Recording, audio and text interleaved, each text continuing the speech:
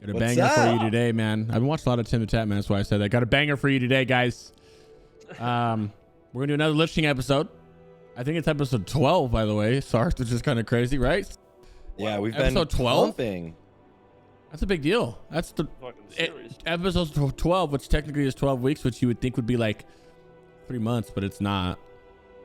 Yeah, I mean, with our scheduling, we've been actually pretty good at it lately. We've been doing this show, the best podcast in the world, obviously, of Warcraft, Obviously. every week lately. So we're pretty good at it now. Yeah, we're getting better, much better. Professionals. How are you doing? What's your catch up for the week, buddy? How you doing? How's your raid going?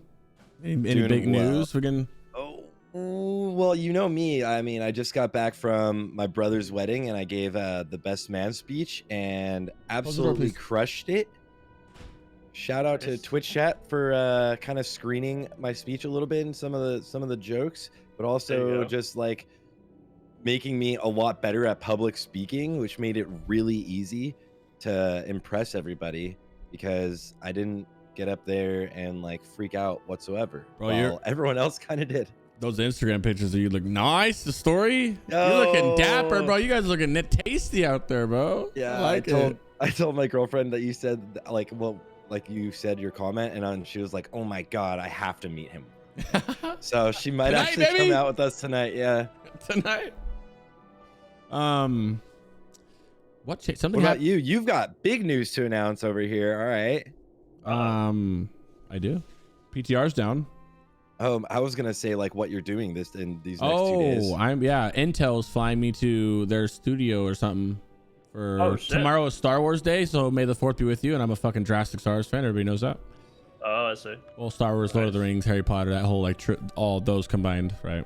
And then they're gonna build me a Star Wars computer for tomorrow's Star Wars Day. So after this podcast, actually, I'm hosting Sarthe. I'm gonna cut the video down and edit it and everything for him and I. And we'll send it to each other. And then we're gonna schedule post it. And I'm gonna jump on a plane today to go to Sarthe. And I'm gonna land and go fucking right on over to big Sarthe while he's streaming. And I'll then just we're pop gonna up have and be like, "What's up, dudes?" And then we're gonna Nice. go out for the night. And then tomorrow's the event, which will be over on Intel. Shout out Intel. And then after that, I think Sarthe and I go meet Jordy. It'll be fun. We'll meet up with Jordy. Yeah, we're get some gonna dinner get with Korean Jordy. barbecue so that Crix can experience Yeah, never had- Korean barbecue. Yeah, never had Korean barbecue. Never had Korean barbecue. It's crazy. Yeah, I'm pretty excited. Big event. I'm pretty excited. And then I want to try to. Then I got to come back and hit the YouTube hard and hit the stream hard and stuff like that. But I've been kind of just cozy past couple days. Past like 3 or 4 days, I kind of just had like 5-hour streams a couple times. Binge watched. My wife has never seen Star Wars, so we binge watched all of them over the past 2 days, and it was so funny to see her be like, "Oh my god, Luke and Leia are so cute!" Like, oh my god, it was so funny, bro. And then to go back and like when she finally realized, like when we back to episode like 1, 2, and 3, and she realized like that was Anakin was Darth Vader, she was just like mind blown. It was pretty crazy to see that. No way. Yeah, pretty great.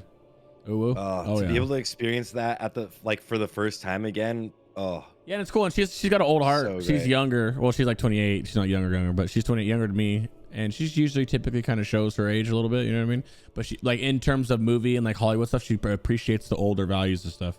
So she liked Yeah, the that's like awesome. when. And I was worried about because we got people on the Star Wars, like the older Star Wars. They're like, oh, the graphics and the CGI and stuff look like shit, but she appreciated it, so that's good. Yeah, and they're like remastered, but they still do like the old lightsabers. The old lightsabers so are like shitty. so thin. Yeah. Yeah, and then I woke up this morning to we play watched- some Fortnite with my son, and they got lightsabers in it. It's Oh like my I God, kill see? somebody who has a lightsaber. I'm like, oh, this dude didn't even do it, and you can literally. It's like cheating though, because you can reflect everybody's shots because it's lights, of course. It was pretty cool. Just cornies. I'm a big Star Wars guy, so Low key, this is so, but like, low key, I think what Fortnite does by involving like every other fandom, it's like that shit is genius. yeah, it's good. Smart. That is pretty Big brain. sick. Keeps him in the game. Big money too. Yeah. And today we promised you a PvP episode, and that is what we're bringing you. I know there's the whole hype of Sunwell and stuff, but Sunwell's not out yet. We got at least a couple weeks, maybe like 2. What do you think? 2-3 weeks? Like 2 weeks if the season ended today. Yeah. I think they're gonna announce today that they're like Sunwell comes out in 2 weeks, and guess what? It's gated or whatever, some shit to just annoy people. Yeah, I think it'll be. That sounds right. Until that, we kind of have a little bit of a lull. It's no secret that we play on the server. So I want to do a PvP episode mainly to do a PvP tier list like we did the PvE one, which would be fun in the comments, I'm sure.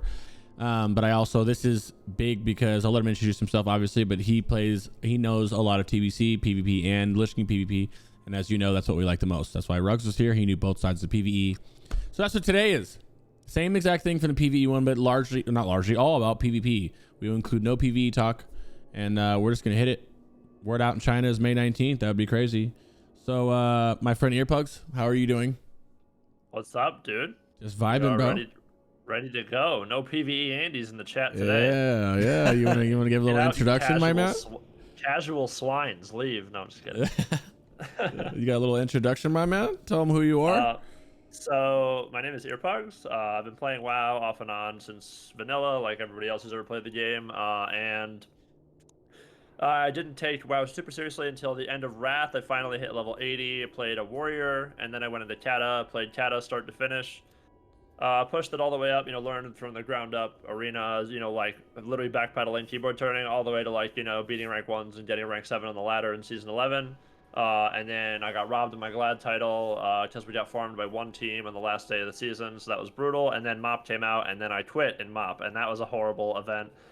So then I didn't play for a while, and then about 2018-ish, give or take, 2017, 2018, I came back to private service of Wrath, and I was like, I didn't even know they were a thing, to be honest, which is really stupid, because I didn't know AT existed back in the day, because I would have played this shit out of AT, which is arena tournament for anybody who doesn't know. It's from 2010 to 2014. It was like a huge Wrath arena private server.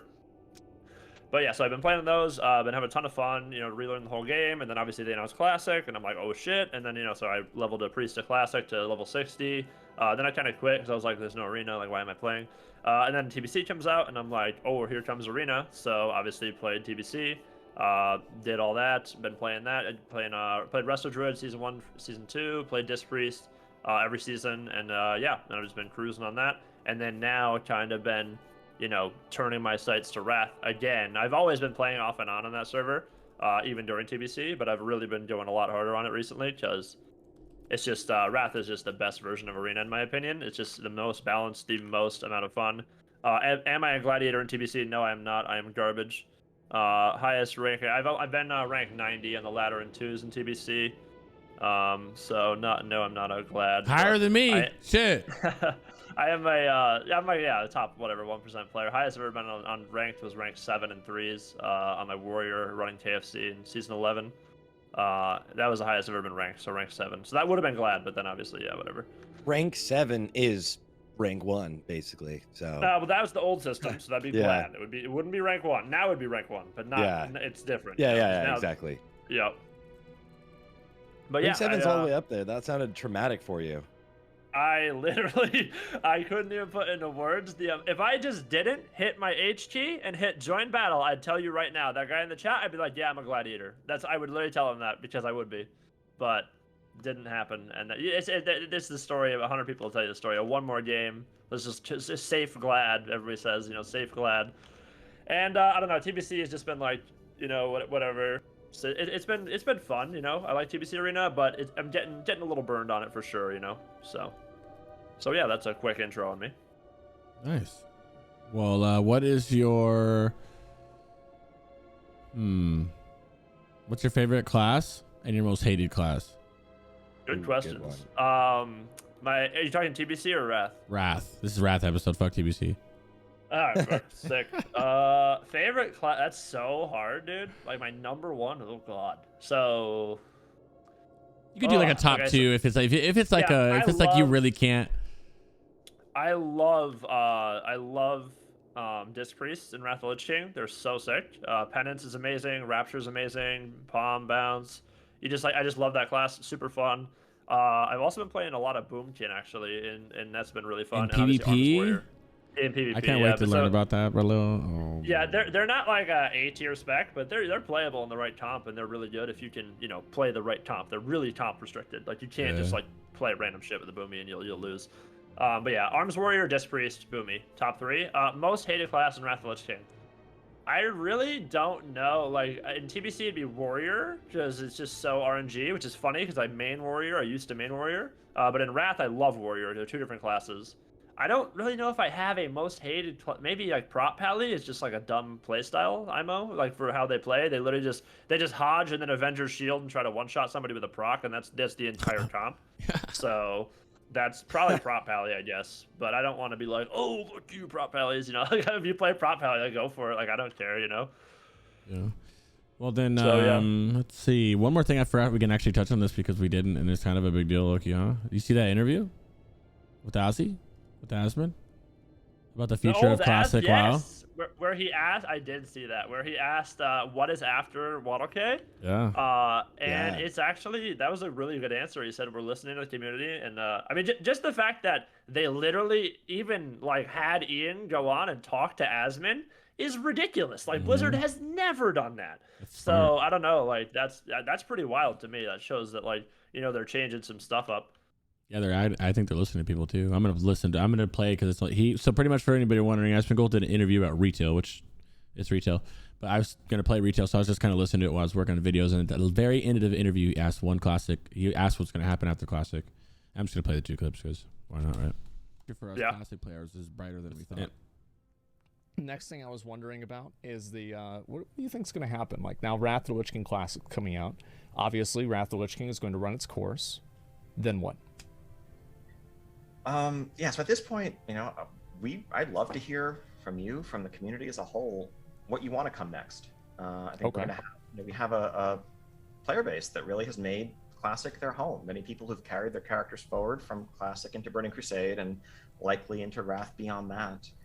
And you know, when that comes to an end, when you defeat the Lich King, or sorry, when you kill Halion, the ultimate end boss of Wrath of the Lich King. Oh yeah. Can't forget Ruby Sanctum. Come on. Do you want to start over? Do you want to try a different version of that? Do you want to carry that character forward into a new adventure? I know if Cataclysm for many people was like, oh, that's the beginning of the end, and you know, I'm out. Once the world revamp, yeah. I'd ask like an interesting question is maybe like, what is it about Cataclysm that you don't like? Was it the heroic dungeons? Was bad? Is Firelands a bad raid? Is Twilight Highlands a bad zone? Like, is that the problem, or was it, I don't know, LFR and Dungeon Finder from the start, and removing group quests from the world, or whatever else, or compressing the talent trees? Like, what would it look like if you had Cata content with some changes? Lots of stuff is on the table, but I really welcome that discussion now that the fact that we're doing Wrath is, no longer the world's worst kept secret. So I don't know. Oh, I hate hearing my own voice. It's so cringe. So that was it. Yeah, everybody heard it. So I have a question for you guys, and you can answer in the comments if you're listening to this. Would you, Earpugs, go first? Would you play Cata? What's your thoughts on Cata? Wait, this. I played Cata start to finish, so I probably wouldn't do it again. It was just like worse than Wrath. Like it was just, especially for warriors, like there was just, Cata was the beginning of the pruning. So like that was right when they just took, okay, Battle Shout, Horn of Winter, blah, blah, blah. All these things are one buff now, and they just took it and they really narrowed it down. And they took the class design. Like I believe it was actually Cata where they removed Rend from the game. I remember reading that patch note, and I literally was like furious because I made warrior, and like Rend is like such a sick ability that gives you deep wounds instantly. I'm sorry, gives you the physical buff instantly, and that was just such a core piece of my class, and they just removed it, and I was like, I have put so many games in with this ability, and it just tilted me. And then obviously at the end of Cata, they had the class rework. I think it was really dumb when Arms Warriors were using Shockwave and Concussive Blow, and it wasn't Concussive Blow, it was whatever, the Thrown Hammer. And I just thought that was like bad game design because Arms Warriors were no longer Arms Warriors, and vice versa. Like you could like play a bunch of different classes with a bunch of weird ass specs, which is like how retail is, I think, now. I don't really know too much about Shadowlands, but I really don't like that. I like class-based RPGs. So if your class is a protection warrior, you have a shield and you have a sword, and like you use protection-y type things. Mm-hmm. And so when they removed that really broke the game for me a lot, because I really enjoy that like class fantasy, like immersion rogues of are it. Rogues. Mm-hmm. You know what I mean? It's like my favorite thing about fantasy, and this is probably off topic on that, but I fucking hate guns in fantasy for that reason. It breaks the immersion of like a fantasy type thing to like Yes, for someone using guns for so some reason. much. I don't know why. Final Fantasy did it back in the day, and I didn't really like. I always veered away from anything that had like modern-esque fighting styles or something like that in there too. So yeah, I agree with that. That's kind of off topic, but also I do agree with you. Inauthentic for some reason. Was that end of Kata or was that Mop? I'm trying to remember. I have no idea. I literally don't remember. I quit. I had Kata and Mop are the 2 expansions. I quit at the end of Lich King, or beginning of Kata, and I came back at the end of Mop. I'm an ass in pre-patch to pre-patch types there. So. Okay, guy in the comments says Ren wasn't moved to Mop pre-patch. That makes sense. Cool. Yeah, that's probably one of the reasons why I quit then, because it was when I saw that shit, I knew it was over. Yeah. What about you, Sarthe? Did you play Kata? I played Kata, but I don't think in Kata I PvP'd at all. I played Kata and I loved it because like the raids were really fucking. I thought the raids were cool. Like Dragon Soul was like just that one in specific. Dragon Soul was a cool fucking experience. And I thought the gear looked really cool. I like the idea of dragons because that also, like we were saying with like the whole fantasy aspect, like that's a nerdy thing. Like fucking yeah, send me to fucking Dragon Town. Oh yeah, you bro. know? Let's go, dude. I like dragons and riding on the back of a dragon to defeat them. It felt like this epic grand thing, you know? And like that I thought was a cool aspect. So I did play Kata. I played Mop too, and then I stopped. I missed Legion, which is like the one everyone loves. Damn it. And WoD before that. That's why I like Lich King more. Lich King feels more fantasy like, you know what I mean? Fantasy-esque. Oh, Wrath is so good. Like every spec is their own spec, and it's like perfect. Fully immersed, man. Yeah, but that's why it confused me when you went to play Classic, and there was like they were tanking with like dual wield Furies or something like that. I was like, Fury Prot. You're breaking my fucking immersion here, bud. Yeah, Yeah. seriously, dude. Yeah. I'd play. But Kata, then if though. you tanked with a shield, like everyone would meme on you so fucking hard. dad, yeah. boomer. Like what are you fucking? Yeah, exactly. It's like no one plays like that anymore. Well, I mean, yeah. So and that really is just like a boomer trying to like, you know what? I remember 20 years, 15 years ago, I was using a shield and a sword and I had a blast, and now they're like, nah, bro. yeah. You need to morph into this Super Saiyan mode, Fury Warrior, and tank. I didn't play Kata. I always act like I wouldn't. Like I'm not gonna play Kata. You know goddamn well I'm streaming the shit out of Kata. I'd play Kata. Why not? I don't like when they change the talents. Whenever that was Mop though. So I thought that was that was Mop pre-patch. Yep, But they did some shit in Kata. I remember there was many changes. Like if you look at season 9 Kata to season 11 Kata, they're 2 different games. Like Warriors got nerfed into the fucking dirt by the end of the X-Pack because they were insane in Wrath, and then in season 9 Warriors were insane. And then they just like nerf until, you know, Rogues were the kings of Cataclysm in season 11. RLS was the only comp on the ladder. It was just Rogue, Lock, Shaman, because Rogues were just better at everything. Locks were insane, and Shamans were insane. Cool. All right, well, there's the announcement. I think it's the only news in Classics world today, right? I don't think PTR went down as well. We'll have a Sunwell episode next week. In the meantime, Jordy is doing, I'm gonna link Jordy's shit. Jordy's doing phenomenal. Just find his YouTube from his Twitch, or I'll link it actually. He's doing absolutely phenomenal raid guides. He's posted his first 2, I think now. Oh, actually, I saw that. Yeah, I'll link his thing. Check that out if you haven't seen it yet. And yeah, I think we're good to go. So the first thing we're gonna have, I just want to go over. You obviously are gonna go over it. Is the big differences or any differences while keeping in the background. We have like an hour, like 2 hours. So what time are we done with this video or this stream? Whenever we want. Yeah, it's whenever we want. I'd say 1. What time are you? What time is it where you live? I'm 1:35 Eastern. Yeah, so about, I would say like 2 hours now, 2.5 hours. Okay. One our time, 4 your time. That's good to keep in mind. Yeah, something just so you know, so we have much time to talk. The PvP differences from TBC to Lich King. When you think of not really metas, but what changes in the PvP thing. I know like how they're talking about the ratings changing, how it's like the personal rating versus whatever rating. What does that mean for people? Is anything that's changing drastically? That I can touch on that really quick. Mm-hmm. So obviously individual rating versus team rating. Team rating systems are kind of old and outdated, to be honest, because it locks you into a team. The individual rating system, for anybody who doesn't know, you're just going to have your own individual rating and MMR, which is really, really nice. But like people are like, wait, but how do I queue? But like, so it's literally the same. So you just, let's say you're going to run Rogue Mage Priest. You invite your friends, your 2 players, you hit the H key, and you queue for it, or whatever. You go to a Battle Master if they have it, where you do the Arena Battle Master in Wrath. You queue, if it's like retail, it'll ask you, are you heal or DPS, whatever. And then you just queue, and then you join, you get into a game. and then it will average all of your MMRs and ratings together, and that's what you'll play with. So the big benefit to that is that let's say you push it up and you're like 2.4. In a current system, if you're 2.4 and your teammate quits or whatever, and he's the leader of the team, now you have to leave the team and go find another team, and you don't even really have like any proof. Like there's achievements in Wrath for like, you know, I'm 2.4, here's my link. You could say I'm 2.4. TBC, there really is none of that, so that's another great thing. But yeah, the bottom line is that it's just better and easier and more convenient. The last thing I'll say about that too is currently in TBC, let's say Gladiator hypothetically is 2400. If I am rated 2301 on my team, and 2s or 3s, whatever, 5s, I can literally invite 3 other players, let's say it's 3v3, that are all rank 1s, and I can have them go on my team. I don't play the game. They queue. They push my team up to 2400, which is Glad range. Let's say Glad cutoff's 2398. I'm within 100 points of that. They all leave the team, but my team is 2.4 and I'm 2301. I'm now a Gladiator. And there is a ton of that. There's and so much.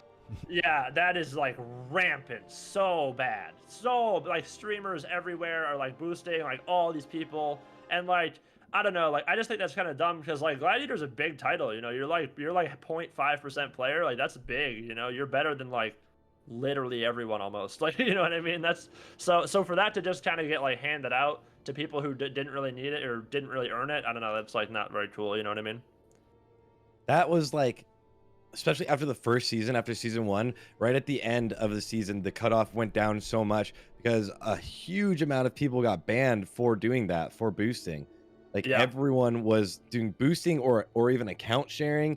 Those services are so rampant now, and it's easy for them to do, to just hop on your team and boost your team up. Because their MMR is already super high. It's way higher than yours is. So they spiked the team. They need to win like 10 games. That's it. And like they're rank 1s, they're not going to lose. You know what I mean? And it just, that shit tilts me so bad because you don't even need to queue. Like, and then people make the argument it will be a thing, and they're right. It will be with the individual rating, but at least you have to play. You can only have the 2 rank 1s carry you, and you have to queue with them at least. You know what I mean? Whereas now you don't even need to queue. You just get to whatever points you are with the rank 1s, which is, you know, and then they just push the rest of it for you, which is the hardest part. Okay, dope. Yep. So that's that change. Now you asked me what are the changes from TBC to Wrath? Now I need to be more specific because there's so many and I don't want to talk for 3 hours. What are you asking me specifically? I don't know. Just what we were talking about earlier, your biggest frustration and why you don't play as much TBC. Oh, okay, yeah. So I'll just go over some quick ones. So we're gonna talk about Arena, not BGs, because BGs changed too. But maybe you're the next section. Later.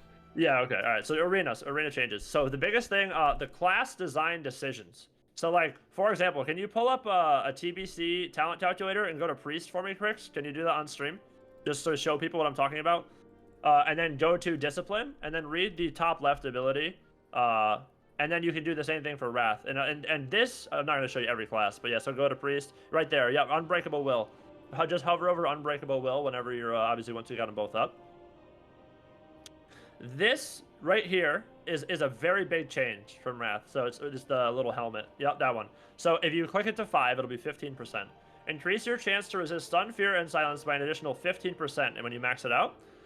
Now look at it on the Wrath one and max it out. Reduces the duration of stun, fear, and silence by an additional 15%. Or 30, sorry, on Wrath. So that right there, like without me talking about it for 4 hours and going class by class by class, that right there is a massive gameplay philosophy design that they changed, which is really, really good going into Wrath. So, for example, they changed it from the very old school RPG, you know, chance to hit, like Dungeons and Dragons, like chance to hit, resist, chance to hit. They changed it from that to predictability, where now Priest, if you fear a Priest, you know it's 5 seconds in Wrath every time, because it's not going to be 8 seconds because they have that spec. So it makes it much more predictable.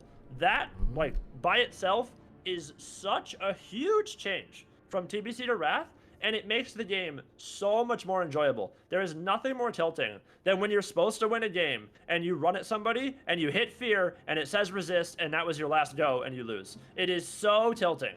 It is so annoying. So that right there is huge. There's still like a lot of resists like there are in TBC, it feels like. No. So Wrath, is there resist? Yes, they're still in the game. Are they as relevant? Not even remotely. Like resists on stuns for rogues. Like when I run DPR in Wrath, which is Disc Priest Rogue 2s, I don't even think that they're gonna like they don't resist anything. Like my Rogue can just dance and double cheap, triple cheap into a kidney, no resist. It's not even on my brain. If I run DPR and TBC, I am literally playing around the resist. I'm waiting for the resist, and I want him to go reset so I can keep their Rogue. Like, it's so annoying. It's just two different gameplay decisions. Like, you have to play around resists when it comes to TBC. In Wrath, you play around your abilities. It's just totally different. And it's really, really nice. Another example, Counterspell. You can resist Counterspell in TBC and Spell Lock, obviously your Warlock. That is another, just off, like, the amount of times that, like, all I have to do is, like, if I'm fighting an RM or whatever, I'll cast my flash heal, I'll fake him, and then I'll get resisted on it, and now I'm just free to cast instead of being blanketed for 4 seconds like I should have been with that silence. And that's another thing, just resist, resist, resist. That can't happen. Kicks can't resist. Kicks can't miss anymore. It's all just resist. And I'm gonna be making a video on this actually, covering all the differences, because I literally wrote like a book in my phone of like, as I was playing TBC, I'm like, this isn't in the game. This isn't in the game. This isn't in the game. And so I'm gonna literally make a YouTube video covering every single one. That's what I do. But that's like a quick little touch on it. You know, less resists, more predictability, and more of like your abilities. Also, there's more defensives. So like another good thing, for example, in TBC right now, it's really all in. Like, this expansion is really all in. Like, let's say you watch an RMP mirror, it's over in 45 seconds to a minute. You know what I mean? Whereas in Wrath, you can reset really well because every class has defensives. You can't just all in people and kill them in the opener like you can in TBC. Like, another thing, DRs, they changed that as well. Like, Fear and Blind are no longer, like, non-DR, so they will DR each other. So a very, very, very, very common thing that Rogue Mage Priest will do is they will get somebody's trinket, and then right the second that person trinkets, Blind, Sap, Fear, 30 seconds, that guy can't play the game. Blind, Sap, Fear, if it's a healer. And that is, like, Rogue Mage Priest's, like, bread and butter. That is exactly what they do, and then they can half poly out of it into a CS into another kick. So it's like 45 seconds, the healer is just out of the game. That no longer is there is comps that can chain you, like MLD will do that and stuff like that, but it's not as bad as it is in TBC. So that's another nice feature. There's so it looks like it's more skilled in RNG. Yeah, doesn't that make Less it RNG, yeah. more of like more competitive? I think when you remove things like random acts of like resist or like things that make whatever you're doing not work some of the time, then it reduces like the actual competitive nature of the game, because it's more like frustration and again just randomness. So I think that like most PvPers are going to enjoy this significantly more. It's a lot less tilting. Oh yeah, dude. Like, that's what you watch all like the rank 1 pushes, people are streaming on stream about resist. Like, it's just everybody's streaming like resist, resist, and it's just, that's why you look at the rank 1 ladder, it's 1,000 games played for like a lot of the teams on rank 1 and Gladiator, and they have to do that because there's so much variance, you know? Like, if you're not literally like a 0.0001% like multi-BlizzCon competitor, like, and you're not making global for global amazing decisions 24/7, you have to just queue and queue and queue and queue, and that's how it is, unfortunately, for TBC. Are there any cheese comps in Wrath like there are in TBC, like double rogue, 100%. double healer? Yeah. Oh yeah. 100% worse. Way worse. No, it's way. Oh no. So double healer only works in the Burning Crusade because mana pools are so bad in TBC, and warriors do so much damage in TBC. Like, they do less damage in Wrath than they do in TBC. Some people will be mad at that. They're like, oh, actually, Shadowmourne is a 284 item that does so much damage? It's not even close, dude. Don't get him started on warriors, dude. You should fucking, oh my God. I'm getting flamed left and right over Prot Warriors. Some shit I didn't even say about Prot Warriors and fucking Fury Warriors and shit. Why now they're going to be in the PvP comments going, oh. Oh, actually, warriors do more damage in Wrath. Have you ever heard of Blade Storm? No. Yeah, so double healer, we'll start with that.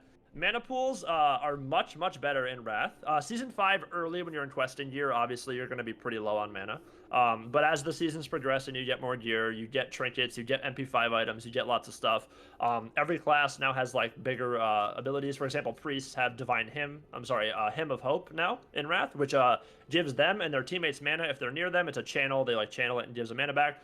Shadow Fiend now, I don't even think it ever misses, really. It also has an ability called Shadow Crawl, which will basically make it teleport to somebody. So if they get away, it'll just, the Fiend will go right on them, and it always gives mana. So like in TBC, if I shield as a priest, and there's a Fiend on me, the priest gets 0 mana. Because I have a shield.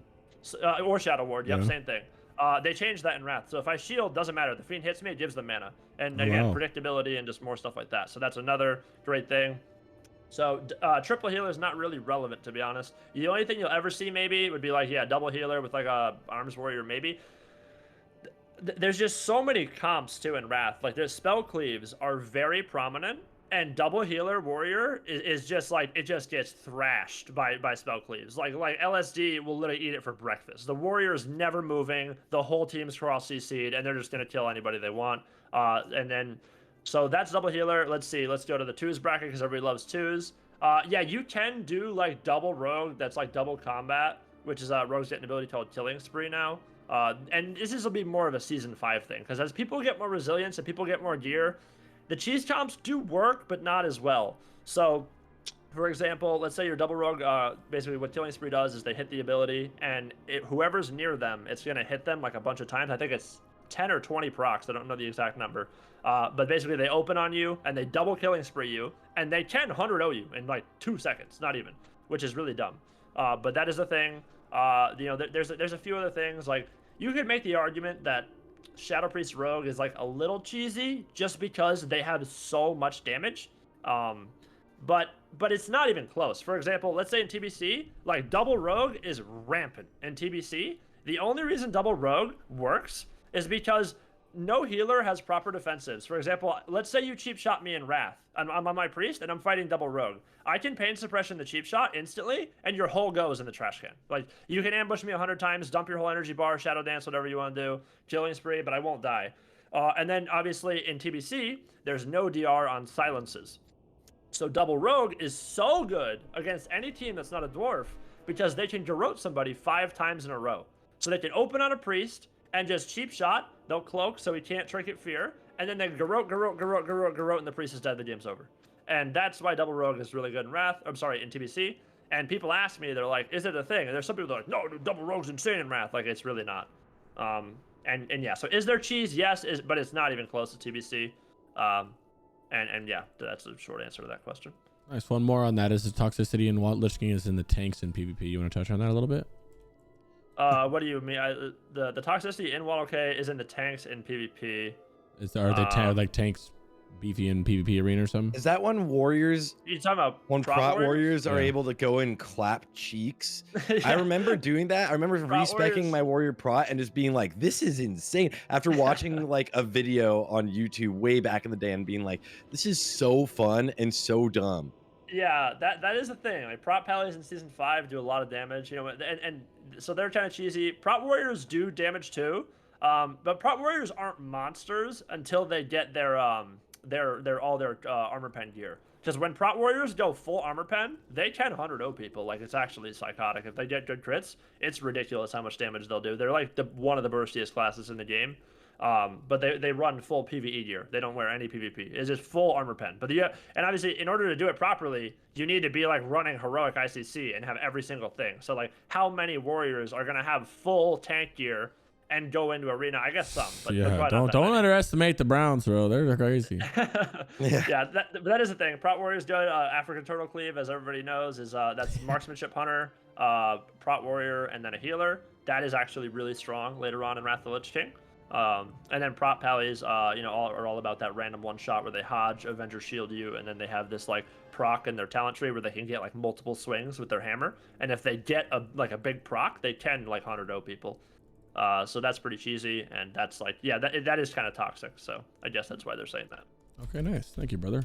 Sarthe, anything you want to touch on that? Ask him before we go to the next one. I like the toxicity, but I was gonna mention is the damage output, because you mentioned a double rogue is just rampant right now, and I know it's something that like a lot of rank ones get super tilted by. Yep. We have one of the top teams of double rogue is in my guild, and they're like max rating, right? They're like 30, 31, whatever. And so like, is the damage output from something like that? Because you said Shadow Priest Rogue is just like crazy damage fast, but like a double rogue, like sometimes they just like step ambush someone twice, and you just see someone even in season, what are we on, season 3? We're in They're 3 just going getting into 4. clapped. People are just getting clapped so fast, and they're just dead, and you're just like, there's the game. Yeah. Like, So you're asking me, is it the same in Wrath? Yeah. Are there gonna be games? Maybe it's probably only season 5 though, but like, are there gonna be games and comps that like early on can just kind of like dominate and cheese through with a little bit of like Nax gear and just like pump people down? 100%. Because remember, in season 5, it's just like season 1 TBC. Like season 1 TBC, you can literally do whatever you want. Just play any comp that does damage. Like that's why Thug Cleave was insane. You had people running double BM Hunter Healer in 3s. It was like such a joke. They literally just open Bestial Wrath. All right, yep, just kill them all, and they one aim shot, and that's all they need. Is it like that in Wrath? It will be season 5 early a little bit. For example, like some cheese for Warlocks. I know you like Warlocks pricks. Demo locks are actually like kind of nuts in season 5 early, but only like when they go into Metamorphosis because they do so much damage. But like, I'm not saying that they're good. So because I put Demo locks low because they are low. After the Metamorphosis, they're just way worse than Destro or Affliction. But you're asking me about cheese comps. Demo locks are super cheesy because that's all they do. Yeah, double rogue, double combat killing spree. You will see that. You absolutely will see that in 2s. I gotta pause this for just 2 seconds. Grace Sure. for days. Thank you, fat host for my man Grace. I love you, brother. It's fucking. When I woke up and saw you live, I smiled, bro. I love you, dog. Thank you, bro. We're just doing a Lich King podcast for everybody. We're still Classic Life, which we're segueing into Lich King. It's our like 2nd or 3rd episode of Lich King, I think. And it's all PvP episode. We did a PvE one, which you can check out either mine or Sart's YouTube. This is Arena, baby. Yeah, we're talking about all this PvP episode. We're just right now going to the next question, which is Marco was asking, can you talk about Preg Enhance? Preg Enhance, yeah, what's that? That comp is nuts. So Preg Pally is a hybrid called Prot Ret or Preg, named after Preg Hyra, who made it popular on private servers.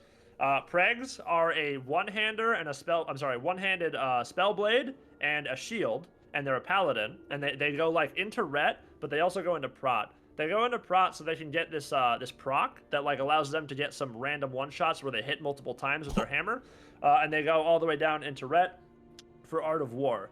And basically, they rely on crits to get Art of War procs, and this allows them to get instant exorcisms and or instant flash of lights.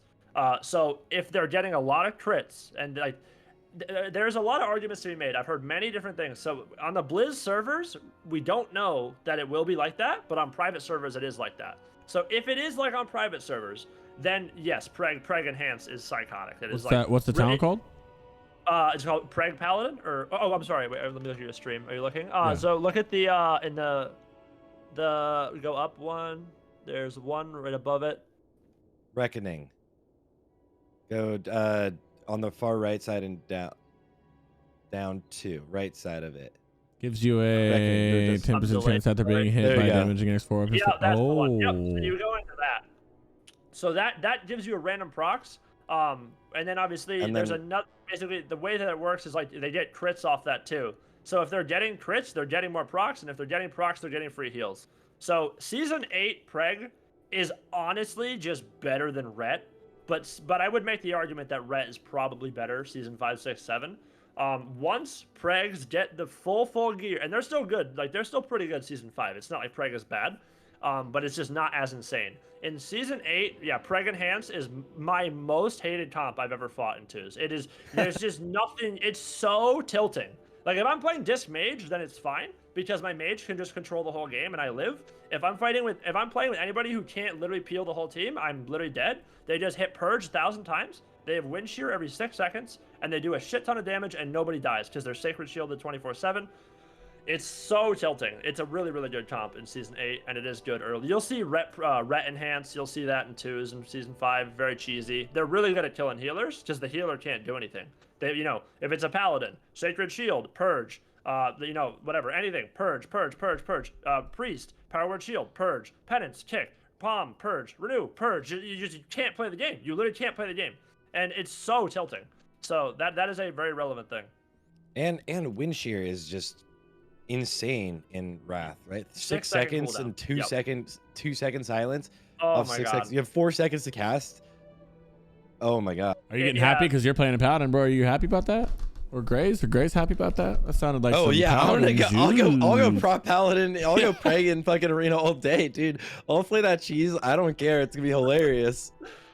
Yeah, it's yeah, when you fight a good elemental shaman as a healer, it's literally torture. You cannot play the game. And like it's funny because like when you fight the really good Ellies, they know that you're faking their shear, so they'll let you fake them like 3 times and then they'll just hit you at the last second, and it's so tilting. Wind shear is ridiculous. That is absurd. You'll see a lot of spell cleaves with Ellies for that reason. Because you know, like let's say you're fighting let's say you're MLD where you're Mage Lock Druid, you know, and you're fighting like LSD, which is an Ellie, he can be shearing any of the 3 targets, and then obviously the other lock, you know, will have his Fell Hunter out. So so you have to go through spell lock, and then you have to go through shear, and then you have to go through grounding as well. So let's say you want to go onto an Ellie, and I want to get a clone. I'm a druid, I want to clone the Ellie. I'm gonna cast, he's gonna shear me once, then he's gonna ground the next clone. Then he has shear almost back up, but if he doesn't, then I'm going to get locked from the lock. Then he has shear back up again. Now, since I got locked out, now he has grounding back up again. And that's 25 seconds, and he already killed my teammate. And so you haven't played the game. So that happens a lot with Ellies. And you can ground counterspell now? Yeah, I think you could in TBC. I believe you could ground CS in TBC, but 100% you can ground CS in Wrath. Yep. Yeah. Damn. Got Game was asking if he could play 2s as his Fury Warrior, or if not, what he's gonna have to run on his Warrior. I said arms. Yeah, unfortunately, Fury is not great in Wrath. It looks cool. You have two-handers, you know, so you look like a badass, but it's just not like Wrath. Like arms is so good in Wrath, dude. Like arms is so good. It is such a good spec. If anybody doesn't know, you have Mortal Strike, obviously, which is 50% reduction. They also pick up a new thing called Unrelenting Assault. So if an arms warrior is on a healer, and they put up Mortal Strike, that's 50% healing reduced to that person. If they overpower the healer while the healer is casting, and overpowered now it comes from Taste for Blood, which is you rend them, you're gonna get overpowered. It's not they don't need to dodge anything. Like you overpower is a part of your rotation as a warrior in Wrath. If you overpower them on a cast, their healing is now reduced by 75%. So it's just like I could literally be a healer. I could be on my priest, and if I could just sit here, flash heal, flash heal, flash heal, flash heal, I would die. I wouldn't matter. He'll UA me, and then I'll just die. So you just have to get away from warrior. Arms is so insane. Fury it's not great. You don't even have charge in combat as Fury. You have like I think it's called Heroic Fury, which like gives you it's a 45-second cooldown. It'll reset your intercept, but that's it, you know. And you have no storm, so you're almost like a TBC warrior's Fury. Like you just stand there, and then like you get Nova and you leave the game. You know, that's like pretty much the whole thing. Okay, nice. Well, next, if there is any changes, because I don't know, any battleground changes. So I'm not a BG Andy, but I definitely have played some BGs. Yes, they do change them. So for example, they changed like Eye of the Storm is now first to 1600. Also, when you capture the points, it'll actually like, you know, I don't know if you guys played Eye of the Storm in TBC. I assume you played it once or twice. Oh yeah. So when you go to capture a tower in TBC, you'll have the little bar, and then the little you know, whatever you call that thing, the little indicator will go, and it will like tick super slow left or right. In Wrath, it ticks way faster, so it's actually, you can see it way better. And I don't know this, but I believe that you actually capture points faster too. So that's really nice. And I think Arathi Basin is also 1600 points to win, not 2000. Warsong Gulch also has a 25-minute timer starting in Wrath. They add Strand of the Ancients, which Strand of the Ancients is the ultimate honor farm. If it's Strand of the Ancients weekend for Call to Arms or whatever, just queue it over and over and over again. You can literally win in 6 minutes sometimes if you're really fast. And you get so much honor. It's insane from Strand of the Ancients. So you're saying no more AVs? You're saying you like Strand of the Ancients. No more AVs? You can queue AV if you want. I don't think AV actually gives that much in Wrath, but I'm not, like I said, I queue Arena all the time. I don't queue BGs every day. I don't even know if I've done AV in Wrath like that much, maybe once or twice, but Strand is the fastest, most honor. Strand of the Ancients. And then you also get Isle of Conquest, but that's kind of, you know, it's 40 versus 40. You have to go like, it's like a mix of AV kind of in Wintergrass, because you have to go like with siege engines and destroy this fortress and then go kill the boss, and that's what Isle of Conquest is. Strand of the Ancients is you have 2 boats come in, and then you just take them demolishers, and you're just racing to go up the top of this big hill, and then when you get to the top, you smash open the gate with the demolishers and you run in. And like I played one this morning. I played a Strand this morning, and we won in think it was 5 minutes we won because we just took one. Because if people don't understand how to play, just like every BG, nobody knows what they're doing. You just pick one gate, you send all your demolishers to one gate. The second you're through, the people like on the map, they'll be on the beach still, and your demos just run all the way up to the top. So if you get a pre-made of Strand going, you can just farm Strand like free wins, thousands and thousands and thousands of honor, like insane rates. I didn't think there'd be much on the BGs, but while you're on it, I got a question. Do you still have to do all like their farming? Like you just did a video on it too, so you can actually segue into it if you want. But the gearing, the early gearing process, how in TBC you're kind of just like farming honor to get your little blue set of honored, and then BG offset, and then arena. Is it the same thing? Yeah, it's not even comparable. So in Wrath, you can you get emblems of heroism from doing heroics as well as doing 10-man raids, and all with those emblems, you can literally just go buy your Savage set, which is the High Warlord set for TBC. It's the same, It's a eye level 200 blue set, and it's got pretty decent stats. You can buy that with PvE content. Like if you literally wanted to, you could literally just do PvE only and get a full 5 set for PvP. And then obviously you need honor for the off pieces, which is the Hateful Gladiators off pieces, which are the purples. But as far as how it's achieved, Winter Grasp is a great question that I don't know the answer to of like what they're gonna do to fix it. But if you can do Winter Grasp weeklies, that's 26,000 honor right there from like 7 to 8 quests. You get 26k honor off Winter Grasp. Oh my God. And then you do the Battleground, you get a lot of honor from the Battleground. And then obviously let's say it's Strand of the Ancients weekend, or you do random Battleground once a day, that's 5k honor at least. So you get a lot of honor like pretty quickly in Wrath. Also, if you lose, it's like in TBC, UQ Rothy Basin, I don't know if you guys played, maybe you did, early TBC, the Battlegrounds for Horde were like 50-minute queues. That was torture, dude. I was on the Horde, and I would queue for Warsong Gulch or AB, 50-minute queue, I'd get into there, we'd get stomped, I'd get 30 points, and I was just ready to quit the game. It was so awful. That's not like the same in Wrath. Even if you lose in Wrath, it's all individualized with their honor. So if you're still doing objectives and you're getting kills and you're helping your team, even if you lose the Battleground, you can still get a lot of honor, And you even get a bonus if you queue the random Battleground. So you lose, you still get a bonus. Whereas if you win, you also get a bonus. So it's not even close, dude. Like I wanted to literally quit the game, TBC Season 1, when I was trying to gear up my tune. I was ready to quit the game. I was just like, this is the least fun I've ever had ever. Wrath will not be like that at all. I think it's a big reason why people don't PvP a lot, because like if you just start gearing, it's so much especially before they fix the honor, right? Before they made the honor easier to get. Dude. Yeah, a lot of people quit Season 1. Yeah, they did. On to that. Oh, Sarthe, do you have any questions about that, by the way? Yeah. Stride was asking, how well does PvE gear stack up in PvP in Wrath, especially early season, or even like if you ran like a full PvE set on some classes, like in like 3s or something, if you slapped on a tier 6 set on like a hunter with armor pen, you could kill someone so fast. You'll die in 1 second. Like if they figure out that you're wearing PvE, you will do damage. But if you so they changed Resil in Wrath too, right? So TBC to Wrath Resil. In TBC, resilience does 0 damage mitigation for base damage. So if a rogue hemorrhages you for 1,000 damage with full PvE gear on, and you put on 480 resilience, the rogue is going to hemorrhage you for 1,000 damage. It does 0 damage. It's only on critical effects and periodic damage, so warlock dots and crits, and it reduces the amount you crit and stuff like that. In Wrath, they actually add that so that you have a flat baseline damage reduction too. So in Wrath, if you have 0 resilience and you get hemoed for 1,000, and you put on your full PvP set, you're going to get hemoed for like 650 now, 700, whatever it is. You know what I mean? Oh, that's dope. Yeah. I like that. So it's a big change. Change. Yeah, the only people who you can get away with it as a prop warrior or as like a prop pally because you're just so beefy.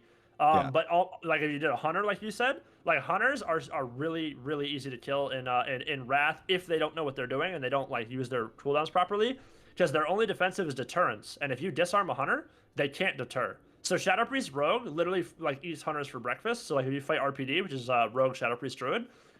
They'll open on the hunter, and they'll cheap shot him. He can't trick at that. And then right out of the cheap shot, they'll just disarm him, and he'll be dead if they just did any CC. Like they can really blanket the healer and just kill the hunter in that. So it's and if you're PvE gear, you'll die in like literally 1 mind blast ambush. You'll be dead.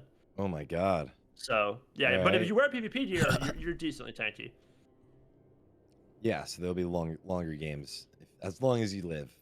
Yeah, they're a little longer, but they're not like I don't know what X pack that really got really bad in. Maybe it was like Mop or later. It's not like there's no dampening in Wrath. You don't need dampening. Like classes die. Like if you just use your cooldowns properly and you set up kills, people are dead. Like do you know what I mean? Like you're gonna kill people. So Yeah. it's a really good X pack, obviously. Cool. Yeah. And then he asking really fast. Currently in PvE, a lot of times for some classes, a lot of BIS gear can come from PvP. Do we see that happening?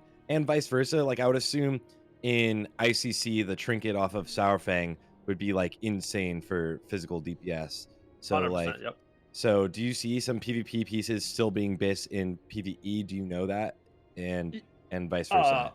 So PvP to PvE, I don't know rating. I cannot. I'm not gonna say No, something you that I said it know backwards. nothing about. Yeah, but like Mhm. for PvP, I know all about that. So I don't know rating, but if you're in arena, yeah, absolutely. Like if you go to you look at Warmane, like go Armory, the top warriors. Just go to Warmane, Armory, solo queue, and just look at the top warriors. Every single off piece is ICC. You know, they have ICC neck, ICC back, ICC wrist, ICC belt, ICC boots, ICC trinkets. Damn.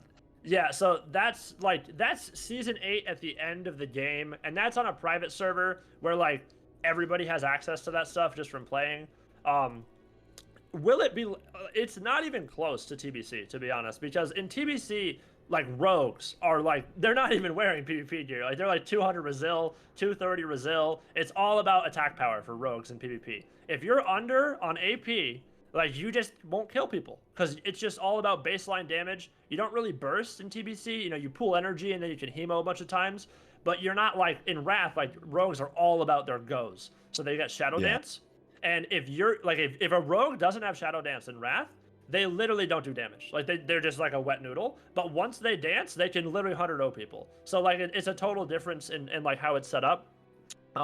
It's not nearly as bad though, because I get asked that all the time. If like yes, will it make you better? Yes, of course. If you have good trinkets, if you have a couple off pieces, but you got to remember in season 5, people are super low resil. So you can't really be. I guess you could if you wanted to, but you're gonna die instantly.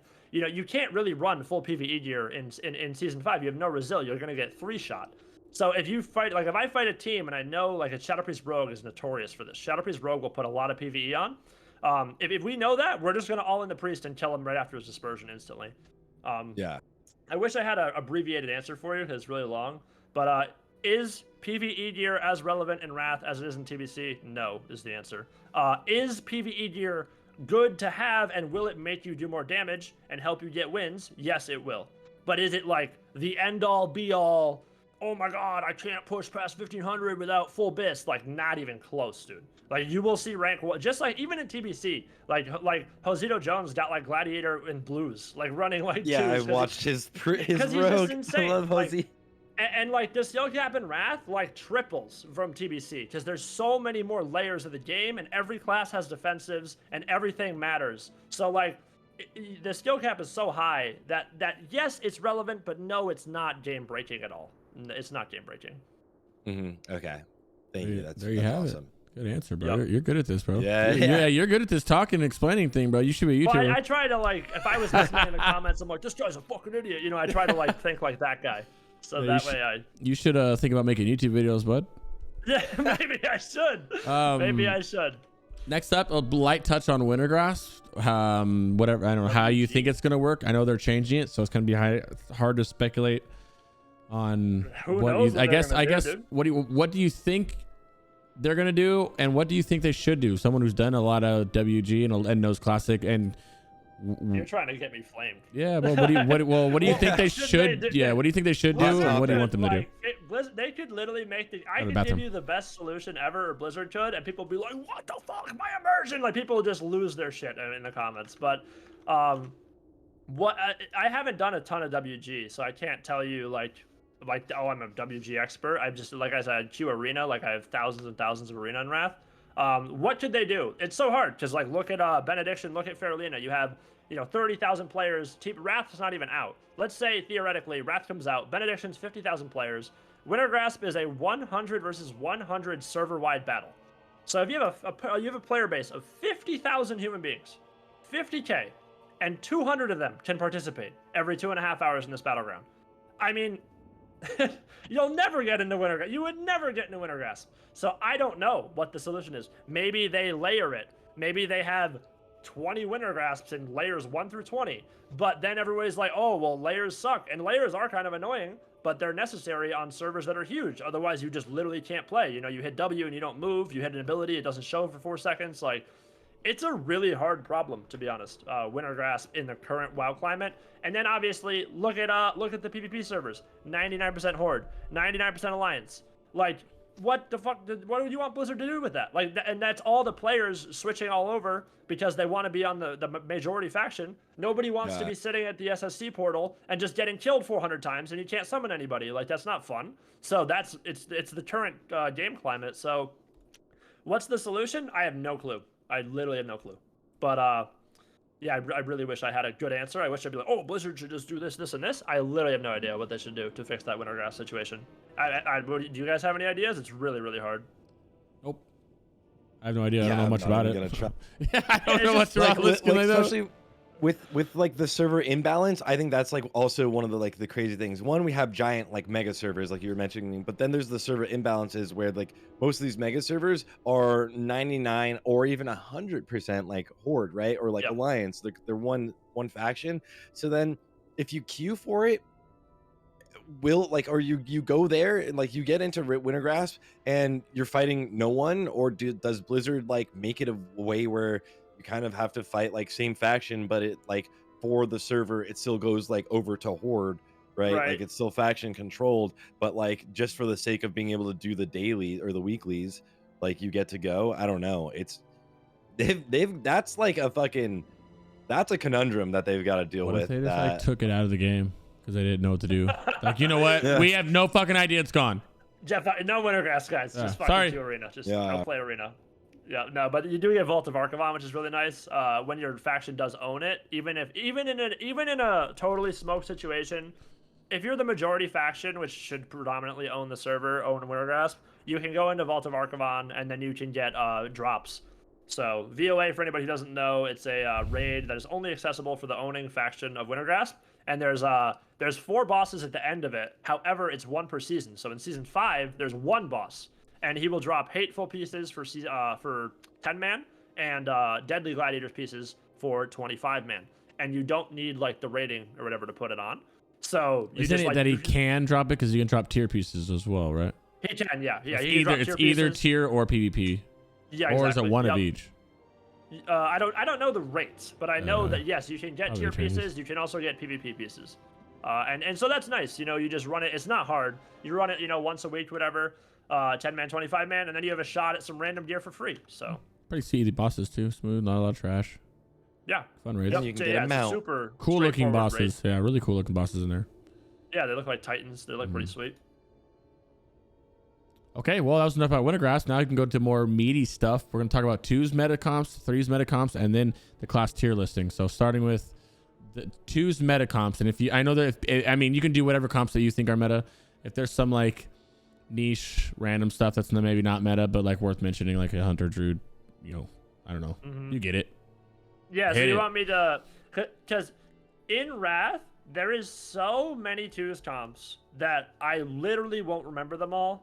So you just want me to give you like a big few metas. that I know I guess what do you think the most popular ones are? Or I guess I don't really know how to I guess without listing all of them. Okay, I guess the most popular ones, or like is it more? Is there more than there was in TBC? Maybe TBC had a handful. Is there like more and more viable ones in Lich King? Oh, dude, TBC is like a playground. Like you get there's like 3 comps in TBC too. Okay, I didn't know that. Warrior Druid, Rogue, and Rogue Mage.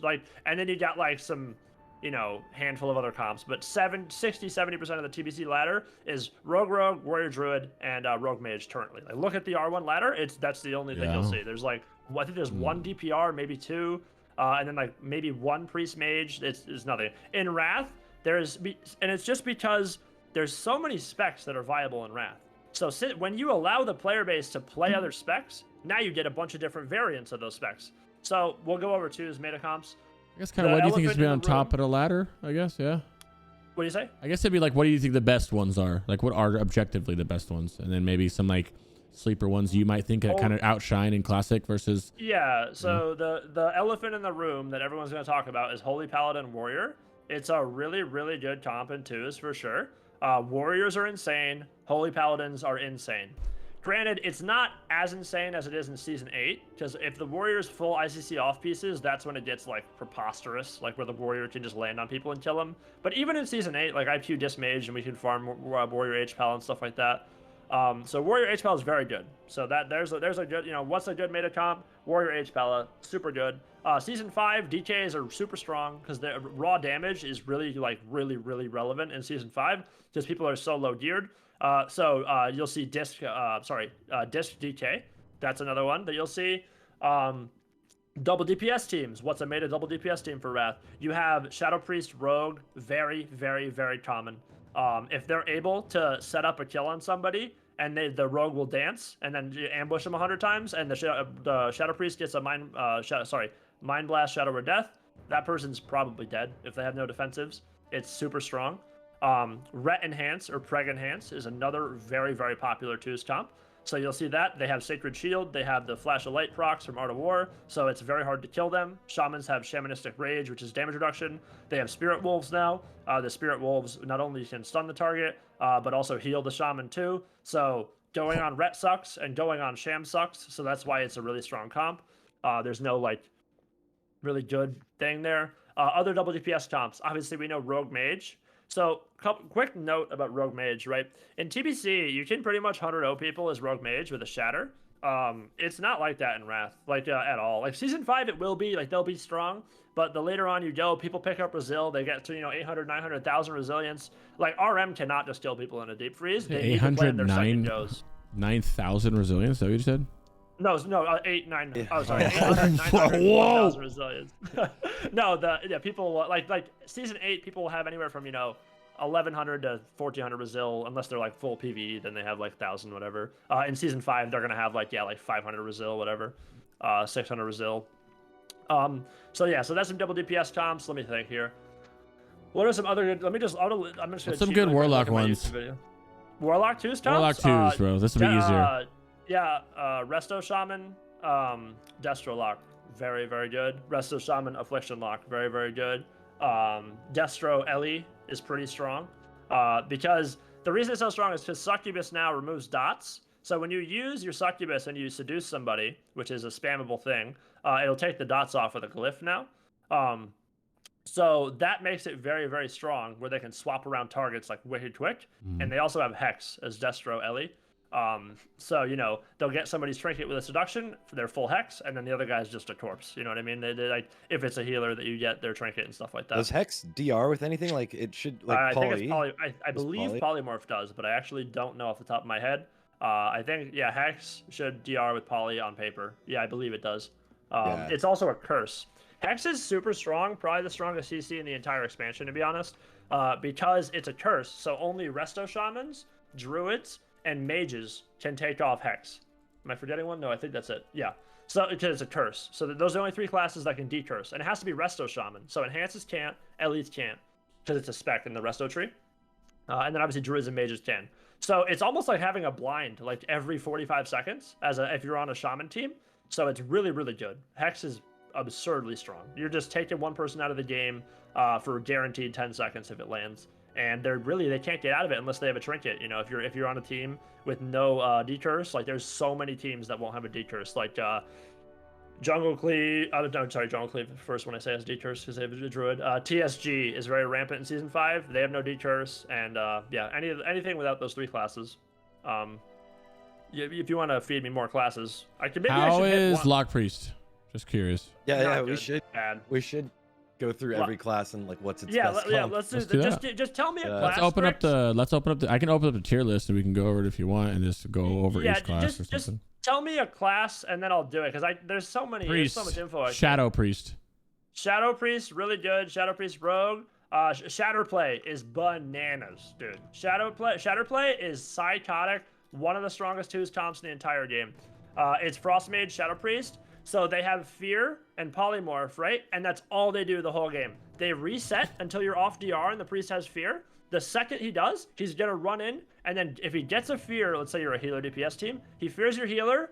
Now your healer is gonna set a full Fear into a poly, into a half poly, into a quarter poly, into a CS, into a blanket. So that and then out of that, he can mind control you out of that for 0 DR too. So. And the whole time while your healer is CC'd, they're just murdering your DPS because they're going to instantly have a deep freeze proc ready. So they'll Fear, instantly deep the DPS, VT, Mind Blast, Shadow Word Death, the guy's a corpse. And then the healer can't play for 30 seconds. So Shatter Play is bananas. Okay. Disc Priest. Disc Priest, lots of good comps. It's lightning Priest, round. You have... What is it? It's lightning round. He said you're talking fast. That's because it's lightning round. Disc Priest, go. Oh yeah, sorry. Yeah, No, it's good. That's good. There's a lot of info, and I don't want to like be here. I got a flight, and don't even worry about it. Know You're good to go. Yeah, you're good to go. There you. Hey, you're used to me talking fast. Quit it. Yeah, right. All right. So Disc Priest, Rogue DPR is very good in season 5. Falls off a little bit later on because Holy Pally Warrior counters it, but Disc Rogue, Disc Mage is also very good. A comp that you won't see in TBC that you will see in Wrath is Disc Ret. Disc Ret is actually decent. They have double Dispel. You can really never control them. They have freedom. Rets can freedom out of stuns, by the way, in Wrath. So if you're a Ret Paladin and you're fighting like a Rogue team, like let's say you fight Shadow Priest Rogue and you're Ret Disc, the second your Rogue kidney shots anybody, the Ret can freedom himself out of it if it's on him, or freedom his priest out of it instantly. So that's really, really strong. And then obviously with Ret Disc, you also have Bop. So you can bop blinds off, you can bop kidneys, or it's hop in the hand of protection, whatever. Mm-hmm. So that's really strong. More disc comps. For twos, do you want me? This is just twos. So for twos, you can cover both if you want. So we don't have to teach class if you want. Go ahead, up to you. I can do threes. Yeah, okay. There's a shit ton for threes. Jungle Cleave. Oh, Disc Feral. Disc Feral's super good. Almost forgot about that. That's really good too. So that's like an S tier comp, if not S plus. Disc Feral is ridiculous. But the Feral has to be nuts. If the Feral's bad, Disc Feral's trash. But if the Feral's good, it's like so dangerous because they get berserk and they can one-shot people and they have instant Cyclone from Predator Swiftness. So if the Feral is just like going off and just cloning the whole team, he'll kill one, get them really low, clone them, swap, destroy that guy, clone that guy, go kill that guy. Like it's really, really a strong comp. And then they have Fear out of that clone. Let's go to threes, you said. Jungle Cleave for the Disc Priest is really good. That's Feral, Hunter, Disc Priest, really, really, really strong comp. Insane damage, insane mobility. You have freedom from the Hunter's pet now. You have Intervene. If the Hunter's insane, you can like intervene kidney shots and stuff like that, and the pet will eat it. You have, obviously, the Feral can shift any slow in the game. Moving past Jungle Cleave, you have Cupid Cleave, which is, and then also, twos, Hunter, Disc, insane. Another threes comp is Cupid Cleave, which is Hunter, Disc Priest, Ret, double Dispel. That's another thing you're going to see in Wrath, by the way. There's a lot of double Dispel teams where you have Ret Disc, because those are the only two classes that can, consistently Dispel. So that's very common in threes. You'll see Ret Disc, XYZ, Ret Disc, XYZ. There's so many comps. You have Vanguards, which is Unholy DK, etc. That's about it for Disc. I'll keep it short. What about Hunters? Which spec and Hunters, which spec is like? Are you BM? What's the meta Hunter spec first?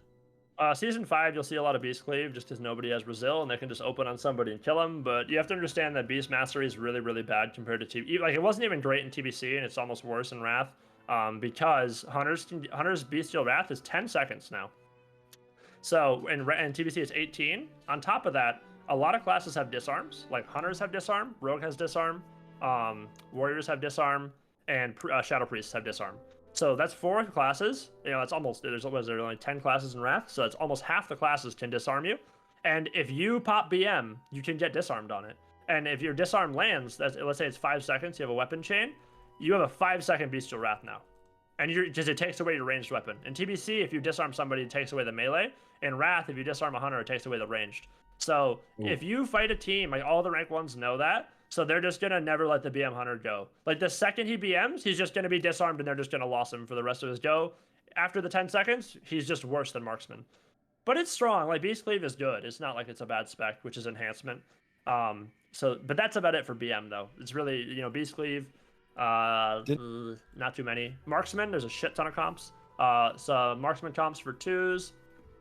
Ret marksmanship hunter in 2s is absurd. So good. They have Sacred Shield, they have off heals, they have double deterrence, they have readiness, which resets all the hunter's cooldowns. So they can, trap somebody, get their trinket, readiness, swap it the trap to the other guy, kill that guy in a Hodge, etc. And they do tons of damage. Aim shot is instant, by the way, in Wrath. So in TBC, you have to line up your aim shot. In Wrath, you just hit the button and it just goes out. That guy's MS for 10 seconds. And then the Ret just demolishes him. Same with the Hunter. You have Big Dam. Yeah, so 2s, you have Ret Hunter. Actually, I think I have a list written down. Maybe I should just read my list so I don't babble like an idiot. That disarm makes it so you can't disengage? Is that? You can't deterrence. You can't deterrence. Yeah, okay. You can't deterrence. Yep. Still, that's insane. Still, like, what? Like, your entire, like, defensive CD, your one big defensive CD is mitigated by being disarmed. That's crazy. It is 100% true. Yeah, so and there's a lot of disarms. So it's really hard to play a Hunter. I would make the argument that Hunter is probably, I don't want to say it's the hardest class to play in the game, but it's top 2 for sure, top 3.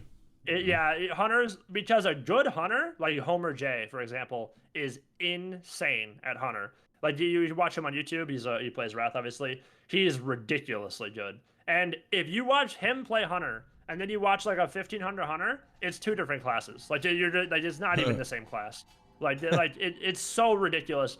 Like, one of my people I play arena with on the private server, he's really good. He like multi-classes. He literally has, I don't even know, he has more keybinds than buttons on his Hunter class because they have so many abilities and so many party macros that they need to have. That's so crazy. I gotta get better at that. Yep. Somebody asked earlier, how do you think about Shadow Priest, Resto Shaman, and Wrath against double DPS? Is there survivability? Archams are the easiest class to kill in Wrath because they only have NS and that's it. They don't have Spirit Link like they do in Kata. So Archams are really hard to play. Shadow Priests don't have a lot of peels, you have to remember too. So the question is, Shadow Priest, Resto Shaman 2s. Probably not that great against double DPS because the Sham's just gonna die and the Shadow Priest has Fear, Psychic Horror, and a Silence. That's all Shadow Priest has for peels. And, let's say it's a warrior and somebody else or something.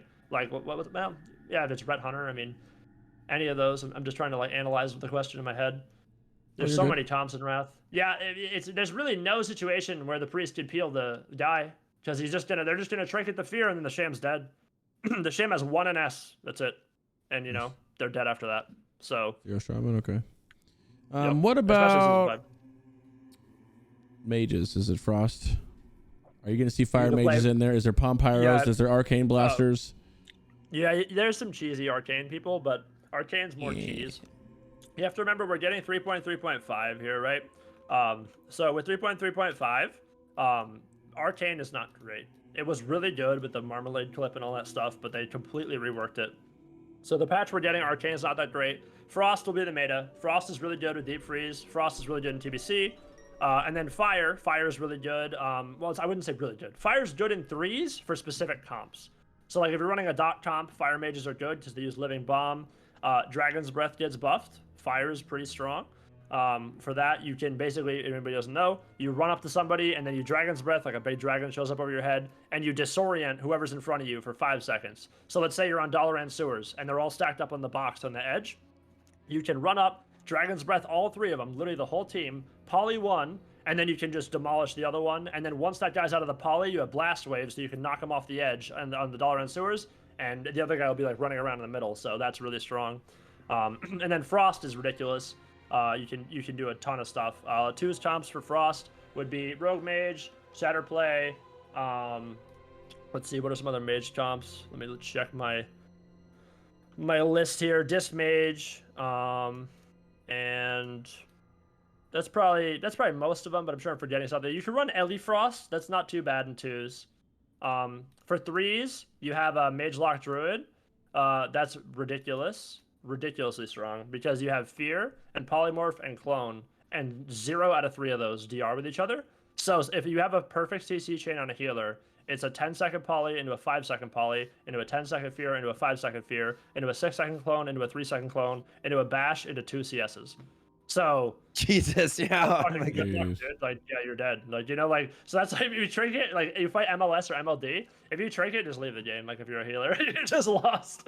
Like, Jeez. the healer can never trinket, which is why another reason why Pallies are so good in Wrath, because they have 4 breakers. They have Divine Sacrifice, which is you know, goes on their teammates. They take damage, it breaks the paladin out, so they can't get CC'd. They have Hand of Sacrifice. They also have Bubble for themselves, and they have Trinket. So they have 4 ways to break themselves out of CC. Whereas Disc Priests can only like Shadow or Death, and that's it. And then they're sitting. Shamans only have like yeah, Trinket and like An grounding. S1. Yeah. Yeah, grounding and Trinket. And then Resto Druids can like meld if they're Night Elf. They can Shadow meld the cast, so it won't hit them. Out of that, they're fucked. And then that's it, pretty much. Yeah.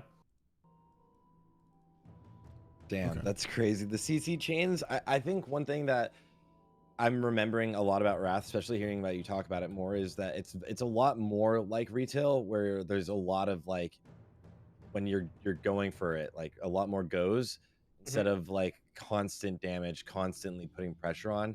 It's Yeah. like forcing a CD, forcing a trinket, forcing anything, and then going for it. And then if it doesn't work, like kind of resetting for a sec. Yeah, that's totally true. Like RMP in Wrath is hilarious, dude. You're gonna see like the high-rated RMPs. It'll be so obvious when you see a TBC RMP versus a Wrath RMP. Wrath RMP does not pay the game. Like, I'm sorry, does not play the game. Too many P's. RMP does not play the game. So RMP will do a go with Shadow Dance and Deep Freeze up. They'll almost kill somebody. They'll get trinkets and they literally run away. That's what they'll literally just run away to the other side of the map, and they just wait for Shadow Dance or Deep Freeze to be up. And if you push them, they can maybe make a positional play where they catch you in a deep behind a pillar, and then he's able to like blanket poly the healer, and then you die. And then if you don't push, then they just reset, and then they go kill you again. So RMPs, it's totally different. What you're saying is 100% right. There's a lot more goes, a lot more defensives, a lot more walls you have to break down in Wrath than you do in TBC. Nice. That's Okay. exciting. What about the last two? Because the next we're gonna do the tier listing afterwards, so you don't have to go based on the spec, but more on like the comps for resto druids are pretty much, well, druids in general you can hit boomies and druids, but druids were kind of like kings healers. How's resto druid in terms of comps? They playing with everybody? Our druid is not as good as they were in TBC for sure. They have no feral druid. They have no feral charge now. That's the biggest thing for resto druid. So you can play our druid kind of aggro in TBC. You know, you can wrath a bunch of people. You can feral charge people. You can bash for kills and stuff. Well, you can still bash for kills. It's a very much more passive class, and it helps spell cleaves a lot. So Tree of Life is huge now. Nobody does Tree of Life in TBC because it's, unless you're like Warrior Druid, because it's not that great. But Resto Druid in Wrath is the complete opposite. Like, if you're not using Tree of Life, you're almost trolling. It gets huge buffs. They get armor buffs, healing buffs, spirit buff, blah, blah, blah, blah, blah. Like, Tree of Life is really good. So you'll see a lot of Resto Druids with spell cleaves, because if a cleave gets on a Resto Druid, they're dead. Like, pretty much. So if they run with spell cleaves, like that's why I referenced MLD or LSD, whatever, because they, like, if let's say you're fighting TSG, the Druid gets gripped, the spell cleave can peel them off, so the Druid gets away, and then they can do their go. Whereas if you're running a Resto Druid, like, oh, for example, you see Rogue Warrior Druid in TBC, like, that would just get thrashed in Wrath. Like, that wouldn't even be a comp, because Druids can just die instantly, and let's say that's not even the problem. You have no dispel for the Warrior or the Rogue, and there's so many teams that will slow people. Like, even Warlocks have a 90% slow now in Wrath Arena, which is Shadow Flame after you glyph it. Like, so your Rogue is not moving, your Warrior's not moving, and your Druid's dead if you run more Warrior Druid. That's why they run Spell Cleaves in Wrath. Boomkins are super narrow in terms of what they can run, but when they run those comps, they're actually pretty strong. So 3v3, Spicy Chicken Cleave is a very famous, one of my favorite names of a comp. What? You have a Fire Mage, Boomkin, and a healer. Obviously, you know, Boomkins rely on dots, and then, you know, their goes, so they'll set up. And Fire Mages are great because they have Dragon's Breath, so they can set a whole team up for the Boomkin. So the Fire Mage will living bomb the whole team. The Boomy will dot the whole team. The Fire Mage will run in, DB, and then poly one person. And then when the healer trinkets the poly, they're sitting full clones. And then they'll just get killed off that. If they run with a Holy Pally after the clone, the Holy Pally can run up and hodge them. And then obviously LSD2 is a very strong comp, probably the best Boomkin comp in the game for sure. It's Affliction Lock, Boomkin, and a Druid or Pala. You could run LSP too, a Holy Pally or a Resto, a Shaman. So it's very, very strong. Basically, the whole concept is that Affliction Lock has Unstable Affliction, and if you dispel UA and Wrath, it fucking trucks you. Yeah. Like, it does so much damage. So if the Affliction Lock is getting UAs up on the whole team, the Boomkin's damage, a lot of the Boomkin's damage comes from Insect Swarm and Moonfire, which are 15 seconds now durations. So they'll UA somebody, then the Boomy will dot that person, and that person will just start rotting. They'll do it to the same person, and the whole game, the Boomkin's just throwing clones out on 1 out of the 3 people, so it's a 2v3 the whole game. And then once they're out of the clone, they're full fear from the lock. So that's a very strong That comp. sounds fun. Yeah, A lot of it's dot hard, protection though. too. Is dot protection? You got a hell of That dots on you. That's like sounds that's like why 5, it's 6 so dots good. on one person. Yeah, Holy Pallies can't deal with that comp. They just can't, because they only dispel one magic at a time. So like they'll just sit there and just nothing. They eat a UA and then they lose the game, and they just have to be casting through it the whole time. But yeah, that's pretty strong. But obviously that comp gets run over if you can't peel the Boomkin. Like if the Boomkin gets all in by a TSG and he can't get away, he's just chains device, gripped, hamstring, stunned, the game's over. You lose instantly. Damn. So it's a hard comp to play. I've been playing that actually a lot in the private server. All right. Well, the last one before the tier list is DKs. DKs, the infamous Well, comp. who are they rolling with? DKs are running with And you many can different also teams. go into the tier list on DKs. Segue Who into are that. they steamrolling with? Segue right into that. Sure. The infamous comp that I've already mentioned 100 times is TSG or Test Super Gosus, which was made famous in the 2009 BlizzCon. Basically, in my opinion, TSG is the hardest comp to deal with as a healer. You have a Death Knight, which is unholy, so he's got a pet, and the DK has a bunch of damage as well as a gargoyle. And then you have an Arms Warrior. So what they'll do is they'll literally just mount right over across the arena. They'll land on the healer. If you're a Disc Priest, you better pray your teammates are gods, because you're just dead. Literally what they'll do is they'll open, and I have to count out the CC breakers for you. So if I'm a Disc Priest, and I have 2 people on me, I have an Unholy Death Knight, and I have a Warrior on me. The Warrior's gonna wreck, the DK's gonna pop Gargoyle, I'm taking unlimited damage. So much damage.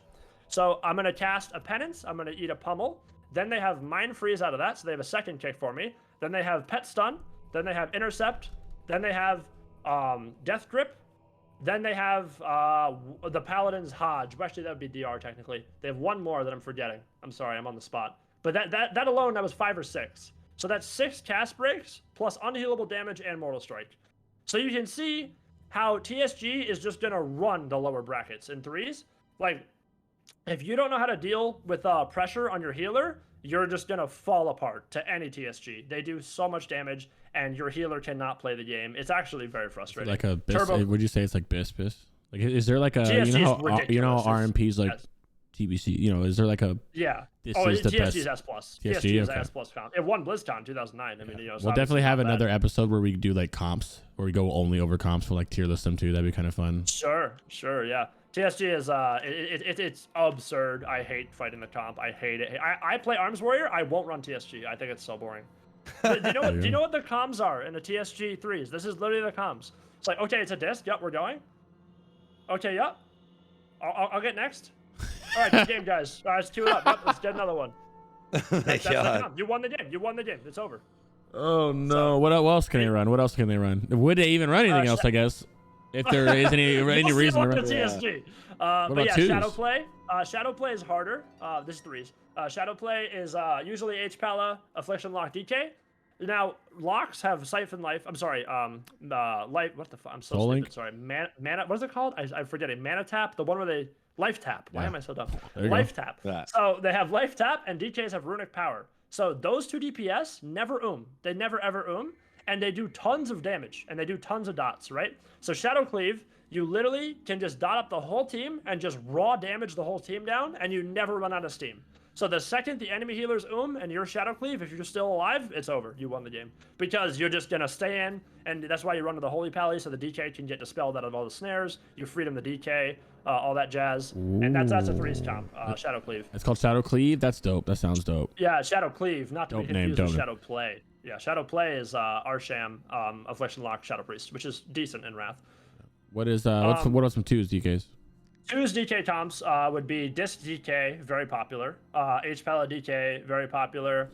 I've seen Shadow Priest DK decently high in 2s, but that's like super hard because after the DK grips one person, if like let's say they're fighting Rogue Mage, the DK grips the Rogue off the Priest when they open him, and then the Rogue steps. Now the Priest is dead. So it's like a really annoying comp to play. DKs really pair well with healers in 2s. They don't have a lot of double DPS type teams. Yeah, that's pretty much it actually. Just Disc H-Pella, Disc DK. I'm trying to think of a third. Obviously that one I just said, Shadow Play, which is just or Shadow Cleave. I'm sorry, I'm tripping over words here. I don't know what that's called actually. It's Shadow Priest DK. That doesn't have a name, but it's a 2s comp, and that's about it to be honest. Spree yeah, I like that one.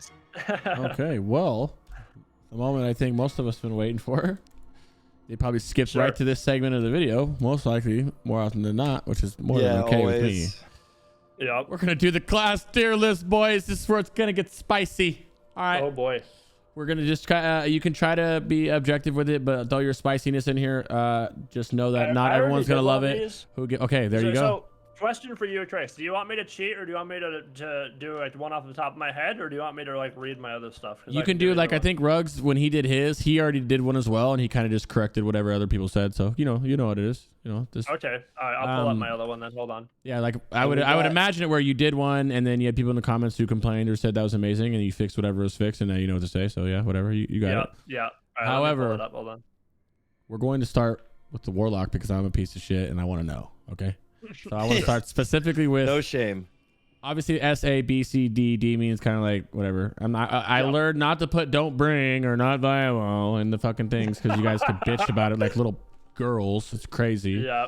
Yeah, I can't take a joke at all. It's actually kind of remarkable. So we're gonna leave it S A B C D, and D means "don't fucking bring." That's what the D stands for. Okay. I mean, it just I'm gonna go in a demo lock first, and then I'll go everywhere else in the world. I'll go in order after I do Warlocks, but I'll do Warlocks, and I'll do Sarthe, and then from there we can go over else. Okay. Okay. So opening with demo lock. Yep. All right. So demo lock. I put it in D in my original video. It's probably D to be honest, because out of season 5, I don't know. Maybe you could put it into maybe in C, but it's really not. Demolock is literally Metamorphosis. So after they use Metamorphosis, that's it. That's all they do. So they'll pop Metamorphosis, they'll be really good for 30 seconds, and then for the next 2.5 minutes, leave the game or just like don't play. Because you just don't do damage. You have no UA, you have no Chaos Bolt, you have no Shadow Fury. I don't even think you have instant Howl, to be honest. Maybe you do, but either way, it's just not super hot, unfortunately. In season 5, you can land on people and just dom them in the opener, and then like if you don't leave and then queue it up, that's Demolock. Well, I also noticed in terms of PvE as well, not just with Warlock. Well, I mean, I guess with the Warlocks and like Druids, that's only kind of 2 that I've really played. Is a lot of them you don't really hybrid build as much, and you kind of go all the way down in your tree. Is that the same for? Yeah. So is that the same for a lot of classes in PvP? Kind of off note. Yes, most of that, because when they redesigned the talent trees in Wrath, the bottom shit is so good for most classes. Like there is hybrids, like you have Prague, you have there's a couple Druid specs where you can kind of get wild with it, but generally speaking, you're gonna go all the way down every class, which is pretty much big deal for Warlocks because Warlocks in general in TBC are split. They're Demo AF, like you're a mix of both, and that's gone. Soul Link got reworked and it's not as good. Right. Siphon Life is out of the game. Well, it's in the game, but it acts differently now. It's not a dot. It's a passive. Okay. I didn't. Yeah, you're talking about the drain there's things that make it so you're not like SL. The SL Warlock days are kind of like low key gone. There is like a nice mix of it, but that's for later day. No, my God. Yeah. No, you need UA. Yeah, go ahead. Speaking on Affliction, go ahead, hit it. UA. Affliction's really good. One of the most versatile specs in the entire game for Arena. It can run with so many different comps. Like literally name a class and an Affliction lock is honestly fine with it. They just have so much damage. With Unstable Affliction covering Dispels, that puts you so ahead in a lot of situations.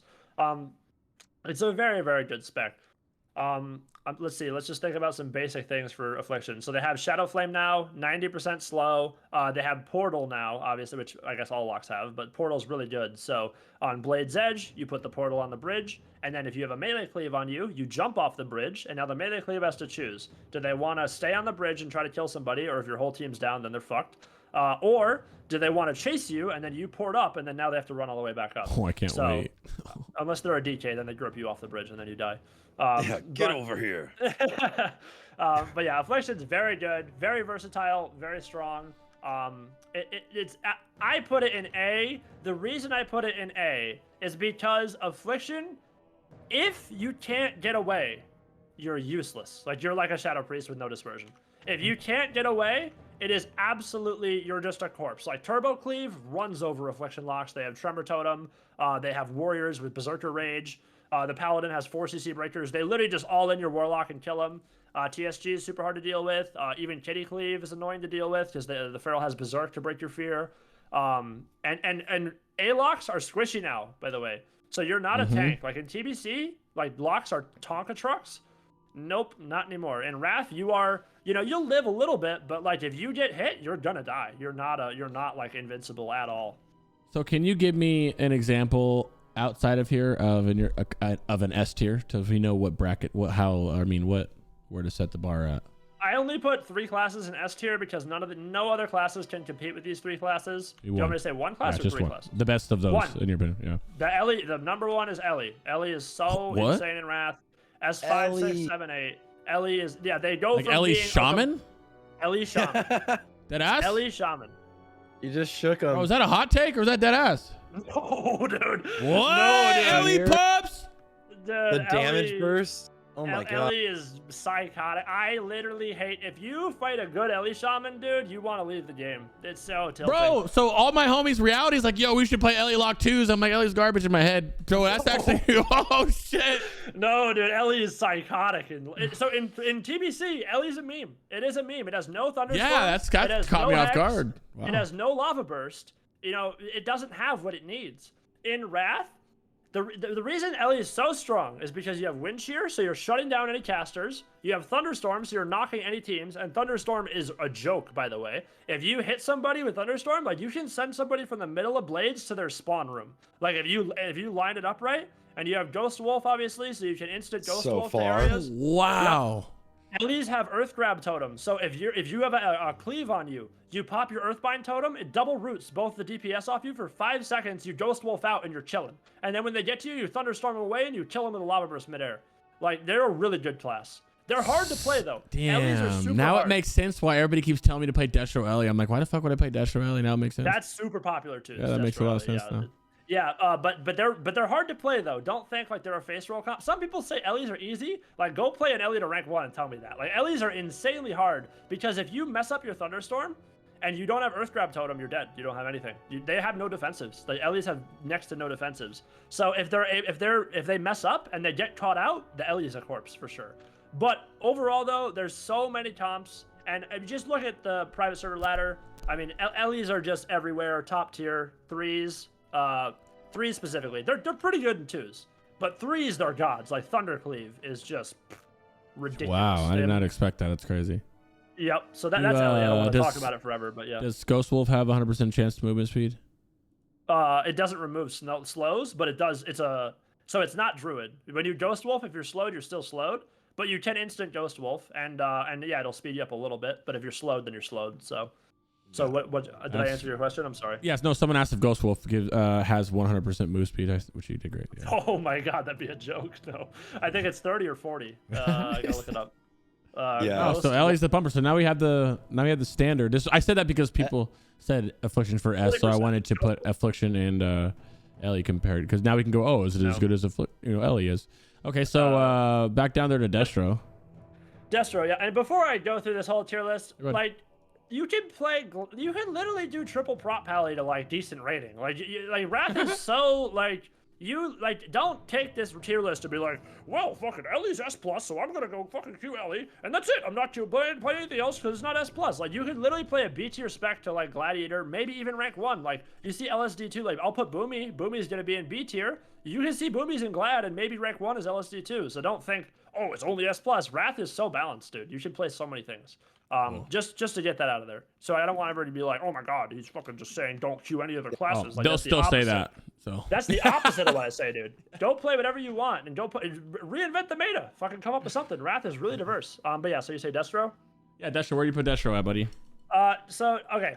Watch your I fucking put mouth. Destro in B, at the top of B, in my original tier list.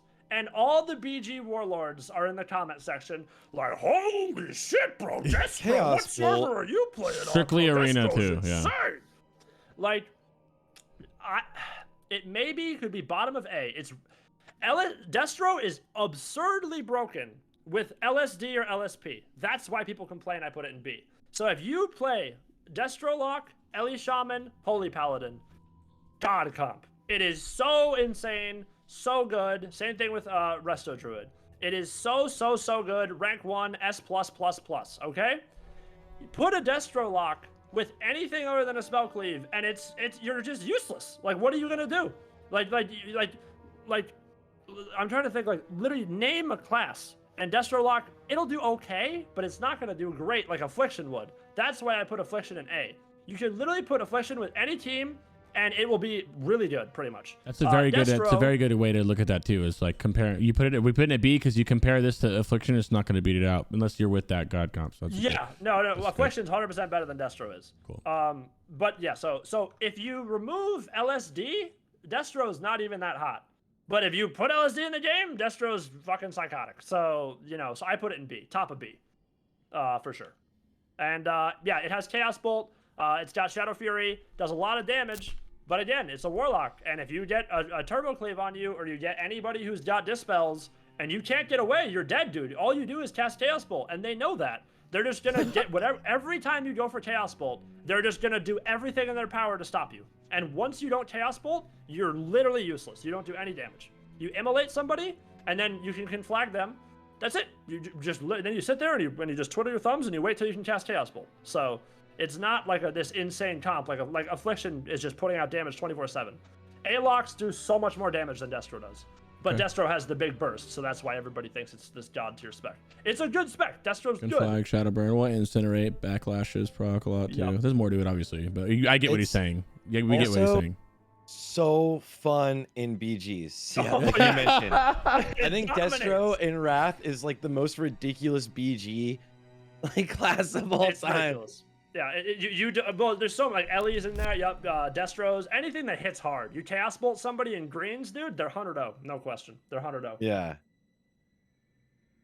So it's a good spec for sure. Goes top of B tier. It's not like C or D. It's really good. It's the top of B tier. The highest spec for B tier is Destro. You're number one. That's not even bad. People like think B is not viable. You'll see anything in B in Gladiator range. If you play Ellie with Boomkin, it's not going to be a good comp. This logic is scuffed. Saying Destro is B and Lich King means you've never played. Is this too? Oh, I gotta read this guy's comment. Hold on. Who said That's it where? Oh, Well, he said it's A with. He said it's S tier with the right If comp. you play Elliot Boomkin, it's not going to be a good comp. This logic is scuffed. Saying Destro is B and WotLK means you've legit never played. Yeah, that's true. I've actually never played WoW before. How did this guy know that? That's insane. Accept Christ or suffer. Wow. We only get the new people. I don't know what he's even saying. If you play Elliot Boomkin, it's not going to be a good comp. Saying Destro, I don't know what that's I not think even he's referring to specifically like using the logic of saying that there's only one necessarily S tier comp for Destro, when Boomkin or Ellie has a lot of S tier comps, but some of them are obviously garbage comps. I think. Oh, yeah. I'm trying to try. He didn't really word it very well at all. Well, you guys work on that wording, except, and we'll get back to that. So, Sarthe, what Seth, like a sexy Seth. I like Preg. it. Preg. Preg is really good. Preg is not on that list, but Yeah. Preg is absurdly good. Very, very good. I think I put it in A on my other tier list, and I would put it in A again. Preg is just a solid specialization. It is really, really good. The best support DPS in the entire game, unquestionably. You're still deep into ret, so you can freedom people out of stuns. Your off heals are ridiculous. You have so many off heals. It is absurd. Like I've literally almost seen Pregs out heal people. So that is insane. Let's go. There's not too much to say about it. Like it's just a ret that does like a little less damage, but has a shit ton of off healing, and like that. And they're decently tanky too. I mean, they're not like they're not like made out of paper, so they're pretty strong. Pregs are just a solid spec overall. You know, not too. I don't know what to say else about it. It's just a paladin. You know what I mean? A thick pally. I'm trying to make a preg icon, but it's not working. I know you have to go in 35 minutes, so I want to kind of run through them. I don't want to. We got about an hour and 10 minutes. Okay, go ahead. Hit all the paladins and go ret. Oh, do you want to cut ret next? Just regular ret? You said A for preg? You can do ret, yeah. Ret's really good. Ret is solid. Obviously, you still have wings. Freedom out of stuns, just like pregs do. You have a big amount of burst now. You don't seal twist in Wrath anymore. So obviously, you know, seal twisting in TBC is massive with Wind Fury Totem.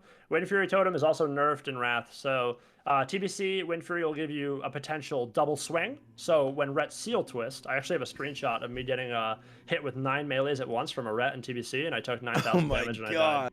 I have that screenshot. It just that's so funny. But yeah, so obviously it's a solid spec, but it's more predictable damage now. So you pick up Crusader Strike. I'm sorry, Divine Storm. And some people do go, some people don't go. Divine Storm is kind of a topic. I'm not a ret expert, so I'm not going to say I am. But it's a very good class. It's got Dispel. You can take poisons off. You can take magic off. You can take diseases off.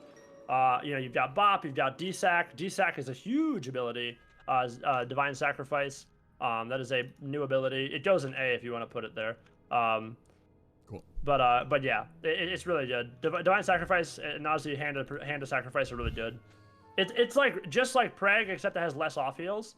So you know, let's say your healer's getting run over, you can put a Hand of Sac on them, transfers 30% of all damage to your to the ret now, which is really good because in TBC, Blessing of Sacrifice is totally different. So they changed it, so it's actually like a big cooldown, and it will really save your teammates. So we're gonna put it at A. We'll bake Preg into that since it is ret. Red above Distro, Ink Flame. What about Holy? I don't know. I mean, if somebody can just, I mean, obviously, I'm more than happy to answer any questions in Twitch chat if they actually like speak English and like actually just, like if they just like, you know. If you guys have, as usual, when we do this, if someone has something to say with it, then this is the time to talk about it. We're not flaming anybody. This is when. It just has to be. We don't know everything. Sentence. Yeah, you know what I mean. Oh yeah, no, yeah. Canary's just strong. You should let you put a costume back around to it. What about Holy Paladin? Holy Paladin. Oh, Paladins are so juiced. This guy says I'm only a TBC player. That's funny. TBC is the least amount of arenas I had played in all of World of Warcraft. But what do you say? Holy Paladin next. Holy Paladin. H-Pala, God tier. Really, really good. S for sure. Holy Pala is the best healer, unquestionably. It is so strong in Wrath of the Lich King for a whole multitude of reasons. For starters, as I mentioned before, I'm kind of overlapping a lot because obviously it's hard for me not to. But it has, you know, Divine Sacrifice, which is a team-wide damage reduction, and it also breaks them out of any CC. They have Hand of Sacrifice, and on top of that, they have Bubble and Trinket, those are all huge. The raw healing power of a Holy Paladin in Wrath is the highest out of any class in the game. If you had a Arsham, an Ardruid, and a Holy Pally, and a Disc Priest line up and just heal the dummy, the Holy Pally would dominate it. It wouldn't even be a game. Like and Holy it's healing Pally itself, right? Yeah, like the what is, sorry? And it heals two things at once, like Beacon. Yeah, you have Beacon of Light. Yep. So you have Beacon of Light. So basically, you can put Beacon of Light on, you know, your first DPS, and then your second DPS is getting hit. You can heal your second DPS, and then it will heal both of them with Beacon, or you can put it on yourself or whatever. And then you have Sacred Shield. Sacred Shield is the strongest ability in Wrath of the Lich King. In my opinion, unquestionably, Sacred Shield is the most insane ability, period. It is ridiculous. If you don't purge off Sacred Shield from a Holy Paladin, you do not do damage. You don't do damage. You literally will sit there, and you'll just hit this guy over and over and over again, and he's just 90%, 100%, 90%, 100%. He just never moves. You take Sacred Shield off, you'll start chunking him. But Sacred Shield is ridiculous, and it scales with spell power and stuff. So that's why Sacred Shield's so good for Holy Pally, because it's a double-edged sword. Because if you fight a team that knows that, like when I fight H-Pal of War, all I do on my Disc Priest is take Sacred Shield off. That's the only thing I do. Just Sacred off, Sacred off, Sacred off, Sacred off, because then the Paladin's just spamming Sacred and they're not casting, and that's how you can get ahead. But Holy Pallies are unquestionably the best healer in Wrath of the Lich King. The only fault that Holy Paladins have is that they're really bad at playing offensively. So, well, maybe not like maybe bad wording I chose there, but they can't help as much as a Disc Priest could, or as much as a Resto Shaman could. So Resto Shamans have Purge, they have Hex, and they have Wind Shear. Those are all huge offensively. Disc Priests have Purge, they have Fear, they have Mind Control. Even Druids have Cyclone and Root and Bash. All Holy Pellies have is Hodge. That's it. And they have like a proc stun if they do this seal and they auto you. It's a small chance to proc for like 2 seconds, but that's all they have. Hodge and that. And so once like, if the Holy Pelly is trying to be aggressive, they don't really do much, you know what I mean? But they're really good though. They're the best healer for sure. There you go. This is a random question, not necessarily random, but do any healers output quite a bit of DPS and help with DPS quite well? Because I know Disc is like generally always good at that, but there's some iterations of the game where Holy Paladins out of nowhere can just like come in and shock it in someone's face, you know? Oh, you're saying like do they like help do damage? Yeah, like during a go. No, they don't. I mean, they can auto attack. They have Hammer of Wrath. I think it's called Hammer of Wrath in Wrath. It's the finisher execute. They throw that. That'll do some damn. That's about it though. They don't do damage. They literally just auto attack. They can exorcism, but that doesn't hit for anything. Like there's no, unless you're running like a Mimi hybrid spec where you're like all about holy damage. Maybe that would be a thing. I don't know enough about that spec to talk about it. Like a Shakadin. I don't know if Shakadins are in Wrath. I don't know if I've ever seen one, to be honest. I've fought against a bajillion Holy Pallies. I've played with a bajillion Holy Pallies, and they're just heal bots. They're so good at healing. Like you'll just, if you ever go to H Pally, you never die. But that's all they do though. That's and it would be broken if Holy Pallies had insane heals and insane offense. It's like, well, why the fuck would I ever play with anything else? You know what I mean? So I think it's balanced in that format, but they are the best healer. What about remain with the healers, Resto Druids? Our Druids. Our Druids are a strong healer for sure. I think I put them in A. Yeah, I did. I put them at the bottom of A. They're a good healer. It's so hard to categorize our Druid, right? And this is so hard to do, to just say this spec is in B, because there's so many comps that they can run, and there's so many variables in World of Warcraft Arena and Wrath that for me to even just put something in something is so hard. You could put it in like the bottom of A, right? Because our Druids are really good when they're paired with a spell cleave, but when they're not paired with a spell cleave, they're okay. You can run RPD like Rogue Priest Druid, Rogue Shadow Priest Druid. That's decent. That's pretty good. But other than that, I mean, I'm sure there's other comps. I don't want to say you can't run anything else. But they don't have as wide of a range as like a Disc does or a H-Pala does. And Resto Shamans kind of suffer from the same fate. So if you had to itemize them all out, you have Holy Pally at the top, and I guess I won't say the other specs yet because this is the tier list for them. So yeah, all right, but that's our Druids. They're good. Obviously they can bark skin now. It's non-dispellable. They bark skin off global. Nature's Grasp is 3 ticks now instead of 1 tick. So they're good. And if you see a good that's a class too, by the way, Resto Druids. Like a good Resto Druid versus like a 1500 Resto Druid is 2 different classes. You literally, like, if you're a good Resto Druid, somebody's cloned the whole game. It's ridiculous. Like, it's really, really hard to deal with.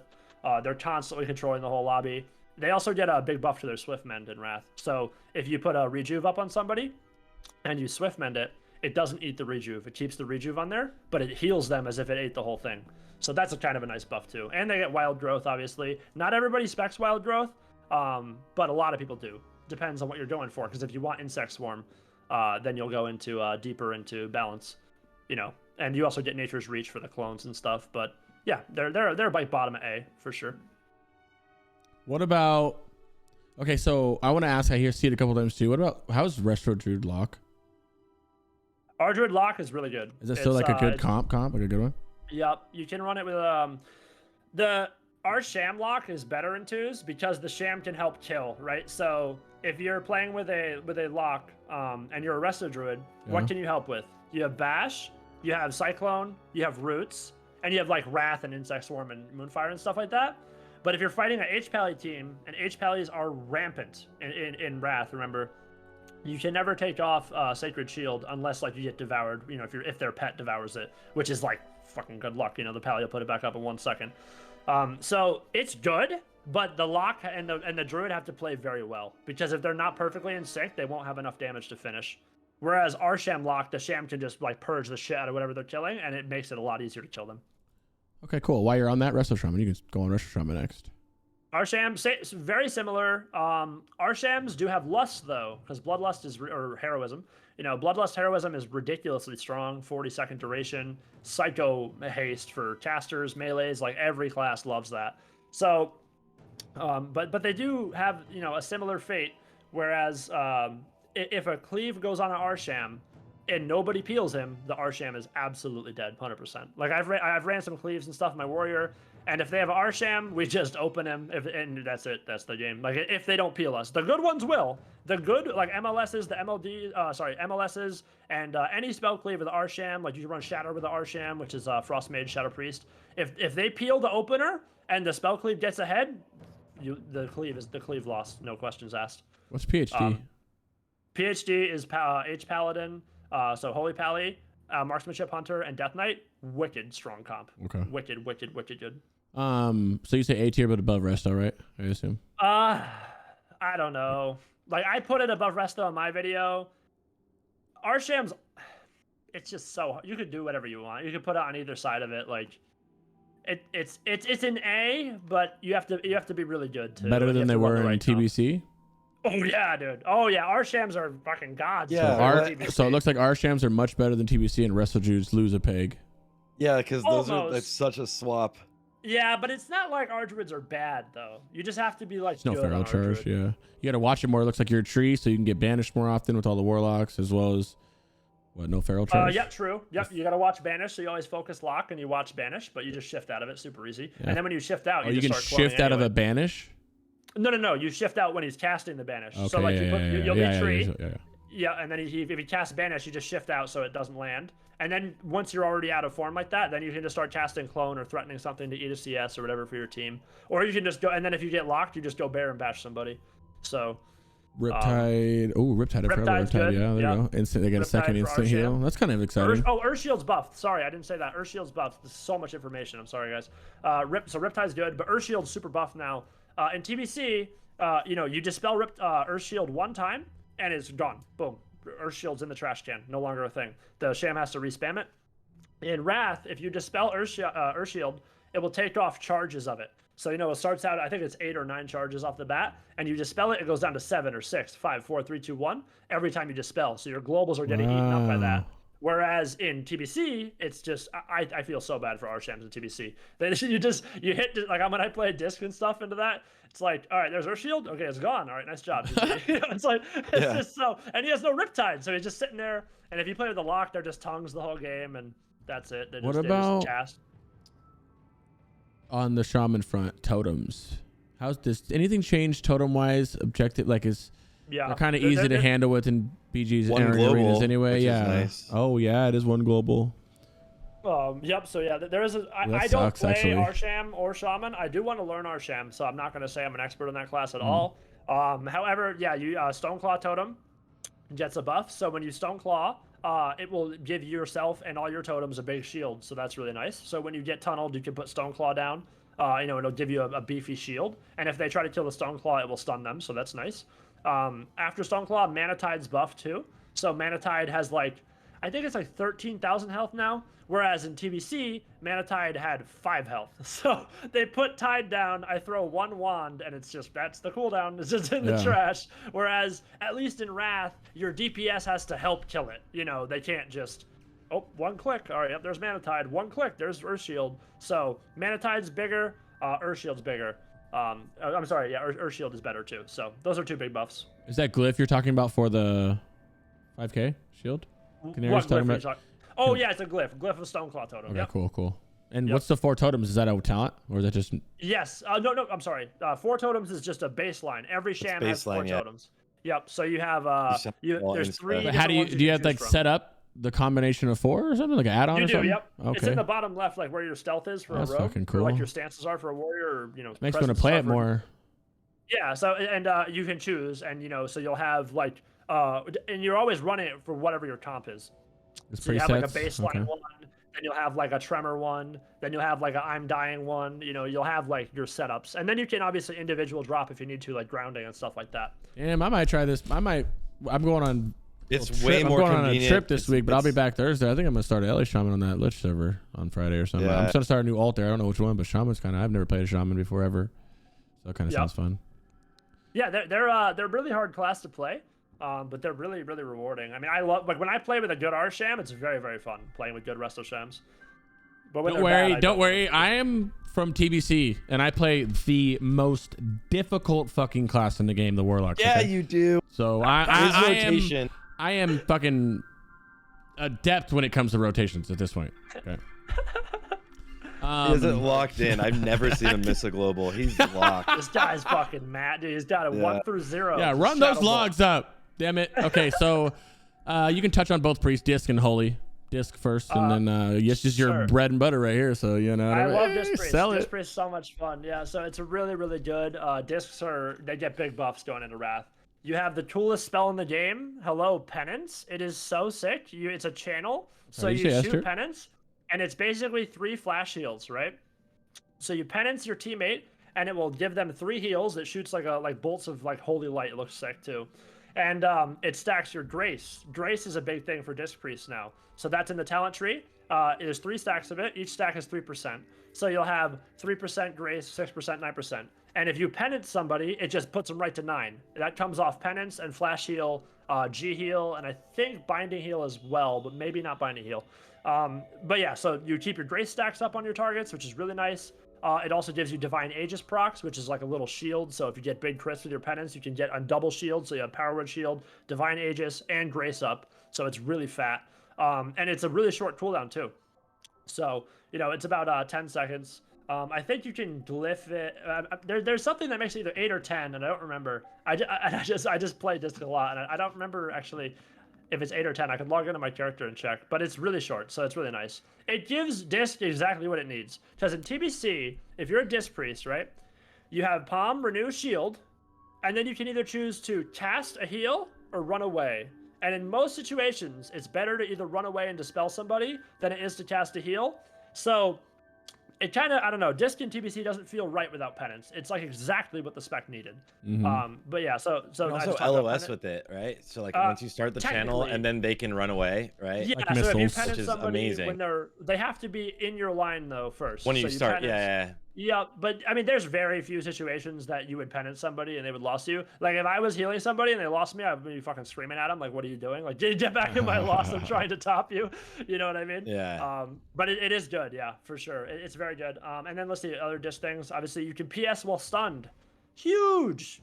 That's huge. And not even stunned. If you're in a Frost Trap, you can PS. If you're in other CCs, you can PS too, but not Polymorph, not Hex. I don't think you can in Rep, which is Repentance for Rets, and a few other ones. But you can PS in a lot of CCs when you're specifically stuns, which is so nice, because when you get all in, you can PS the whole go. In TBC, if you get all in into silences, you're dead. You're dead. That's it. You better hope your teammate just 1v2s, because if they don't peel you, you're dead. And Wrath fixes that, obviously. So Disc, very good. Where did I put them? I put them in A, top of A. That's where they are, top of A, yep. Cool. All right, so with approximately 50 minutes left-ish, 50-50, we're going to just hit these in order when you feel like you're doing yeah, we got 15 minutes left. We got Holy Priest. I made a trolling section. I don't know if there's anyone that's trolling. I imagine if you put like, I don't know, I don't fucking know. If there is a trolling one, like you just absolutely shouldn't be in there. You can put it there. I'm gonna let you hang yourself with that one though. No, there is no spec that's like trolling, I guess. I mean, maybe Blood DK, but that's about it. But I'm not gonna put anything in there because then people get double mad. Blood DK 40-minute match. Let's go.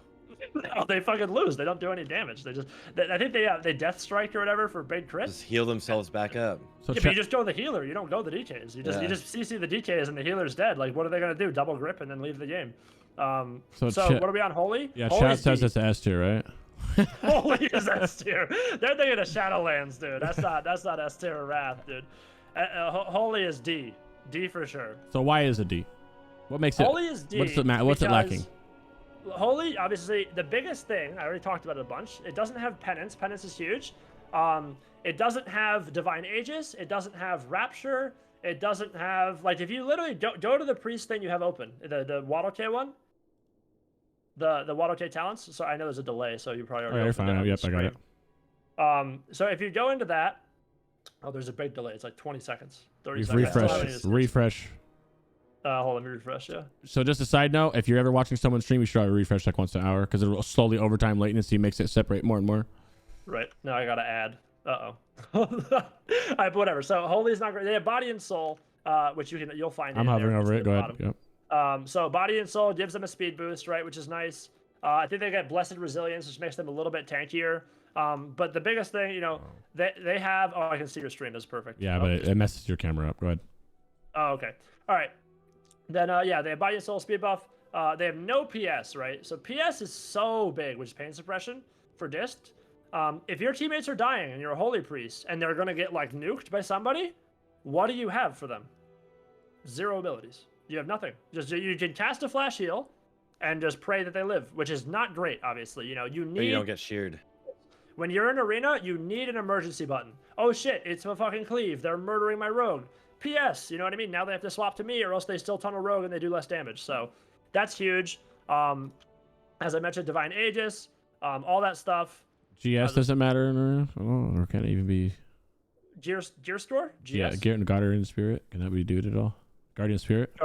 Oh yeah, if you die, I mean, it's like you lost. You know what I mean? It's like what is the amount of games where you would have Guardian Spirit show up and you would win because of it? Because it's already a 2v3. It's like they're just trolling if they lose. They killed you. Just run away. They already won the game. That'd be funny and it's as not fuck. TBC.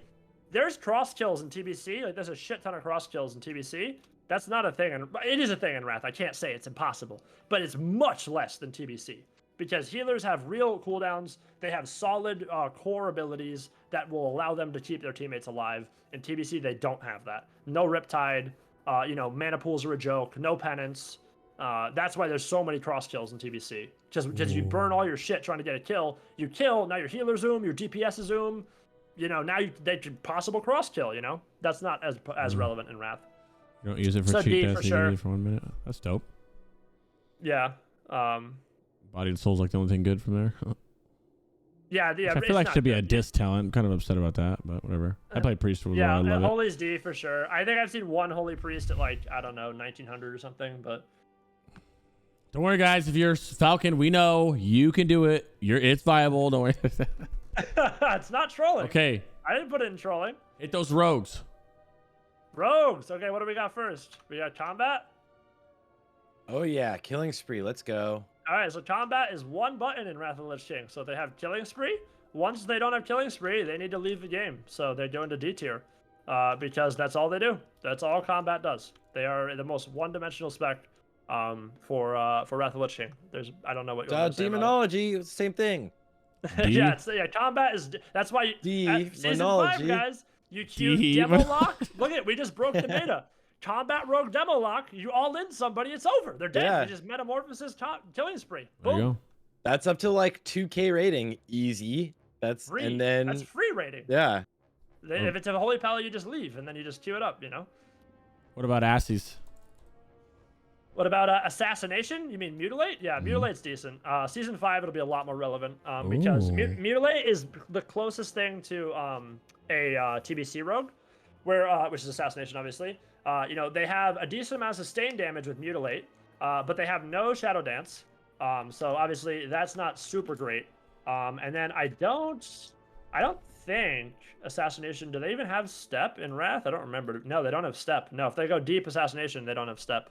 So, no step, and then obviously that's gonna really hurt. Because if you're a mutilate rogue and they get away from you and you have no sprint, what do you do to get back to them? You know what I mean? You have to just go So, mutilate, it does work because it does a lot of damage sustain. And I have fought some rogues. They have no cheat death though. So like when you see on your Gladius frame assassination, like we're just gonna go rogue almost every time, because he has no cheat death. Yeah. So Yeah. No and cloak. cheat death is big. Cheat death is a big cooldown. People don't. Would you think say it's it's a C? Would you say it's a It's, C because it's better than combat at least? I put it in B. I put it in the bottom of B because it's not like a meme, but it's not hot. So I And put is it it in the bottom only of the- really viable season 5, or does it remain viable? Yeah, it's throughout? Does it better. sustain damage. It's better early when people have low health and low resil, because that, you know, you can just chew through them. You know, once they get really beefy with resil and health pools, ambush just does so much more damage, you know, on their goes. So you're making a trade-off. When you're subtlety, you're all about shadow dance. All you're doing is you're waiting for your go, you dance, you CC the healer, and this guy's dead every time. Mutilate is like TBC rogue. You're just gonna, you know, just raw damage. You're just gonna mutilate somebody to death. You can kind of set up for rees, but you know, you have a lot of raw damage. So mutilate is raw damage. Subtlety is all about setting up goes. Okay. Yeah, it makes Whereas sense. sub. Oh, go ahead. Go so ahead. similar to like retail. It really is. Yeah, and yeah, obviously assassination and rogues are toilet paper in Wrath, by the way. Like that's why I put it in They D. get shredded. Because you're not you can't duel. Like that's when I first started playing TBC. I was like, why is my rogue alive? Like my rogue will just duel warriors and they just like live. And I'm like, holy shit. Like if it's Wrath, dude, if I'm on my warrior and a rogue duels me, I pop retail and I just hit my overpower key as many times as I can and they're dead in 3 seconds. Like there's no way they would ever survive. So that's the biggest problem with it. And you know, and then you have no steps. So that's enough about that. We have super short time. Okay, go so ahead. You got time. You got 30, 40 minutes. Yeah, we're good. We're good. Where'd you say sub okay, was? we're Sorry? good. Yeah. So that's assassination. What's next? Subtlety? Subby sub. Yeah. The usually spec. big brain. The spec still S. The spec. You know, we're talking about subtlety. Subtlety is bananas. It's really good. It's A. It's not S. No way Okay. is it S. It's like bottom of A. I think I put it. It's like middle bottom of A. Yeah. Okay. Middle bottom. So whatever you want. No, like it's behind a ret for sure. Rets are better than subtlety rogues.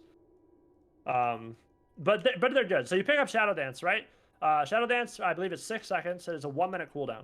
So every one minute, that's fast. You know, you have a trinket every 2 minutes. So if they get your trinket on a go, the next time you have dance, which is in a minute, someone's dying. You know, you're gonna kid them into a cheap, into a kidney. You can even double cheap them. You can garrote out because you can do all your stealth abilities while you're out of stealth. So that's why you'll see in Wrath, the rogue skill cap fucking exponential. Like subtlety rogues, one of the hardest classes to play in Wrath. No questions asked. You're super squishy, but if you play properly, you would do shit tons of damage on your goes, and you have tons of control. Gouge is 5 seconds now. Everybody specs gouge. So really good sub rogues will gouge you 24/7. Like they'll just be like rotating gouges. When they they'll burn their points, and they'll just gouge somebody because it just takes them out of the game for 5 seconds. So they're really strong. Shadow Dance, great. You have Shadow Step. Obviously, you have Prep. You have Assassination as Prep too, but Sub as Prep, which is great for your goes. You can the biggest, like the nuttiest shit you can do with Shadow Dance is landing saps out of nowhere. Let's say you pushed into a team, you got some pressure, they're running behind a box, they're trying to reset. The good rogues will count the combat timer, you know, about 7 seconds or so. And if they're in that window and they see the combat break on the guy, they'll just dance and sap him right behind the pillar, and then that guy's dead. You know what I mean? So Ooh. Shadow Dance. Whereas in TBC, you need a vanish to sap. If you have no vanishes, you're not sapping anybody. You know unless you run away and re. So these mid-combat saps don't exist in TBC. And obviously, if you're fighting a druid, they're ferrying you 24/7. You can't even, if you vanish early in TBC, you're dotted. You know, you just come right out of the vanish in like 1 second, so you got to instant sap them. But yeah, so that's subtlety. Very good spec. Very, very hard to play though, for sure. Okay. Hit your DKs up. What'd you say about blood earlier? Not great. DK is a D for sure. Bottom of D. It's I've fought 1 DK at decent rating, and they Like, just dare we trolling? One blood DK. Don't put anything in trolling, because then they're gonna come right to my channel, dude. They're gonna be like, I saw that on your Crix's podcast. You told me that blood DK was bad. I'll have you know, in 2007 I was multi-rank 1. You know, All right, just safe. you know, just D. Just put it in D. Safe. So why is it bad? Is it tank spec? Typically, that's why it's bad. All right, let's think. Why is it bad? Great question. What does blood offer that Unholy and Frost doesn't? What is the answer? I have more no idea. survivability. They have more survivability. That's it. Self And they heal. Yep. So they have less damage, less utility. That's it. They just do less damage. So like, if I see a blood DK in the other team, I'm like, okay, great, it's a 2v3. We're just gonna control the blood DK 24/7, and we kill the other two, and that's it. There's no, you have no AMZ, you have no Bone Shield, you have no Ghoul. Frost doesn't. You don't even have Hunger and Cold, which is what Frost has.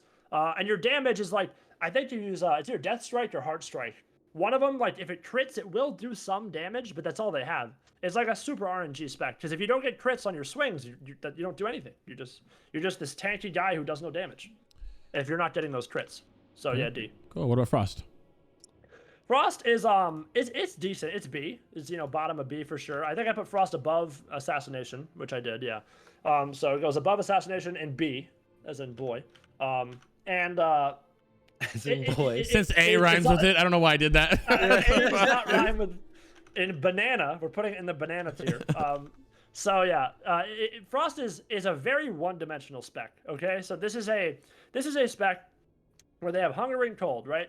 So Hunger and Cold freezes the whole team for 10 seconds, which is fucking huge. That's big. So if a Frost DK runs in, pops Hunger and Cold, all 3 people are in a 10-second Frost trap, you could call it, like a Hunter's. And they have it on a 1-minute cooldown. So if they are able to get the healer's trinket somehow, and then they have Hunger and Cold up, it's a 10-second guarantee that person's just sitting that, unless they have like a Paladin to dispel them out or something like that, or a Warlock. So that's where Frost is good. If Frost didn't have Hunger and Cold, it's just not even a spec. But it does, so it's a B.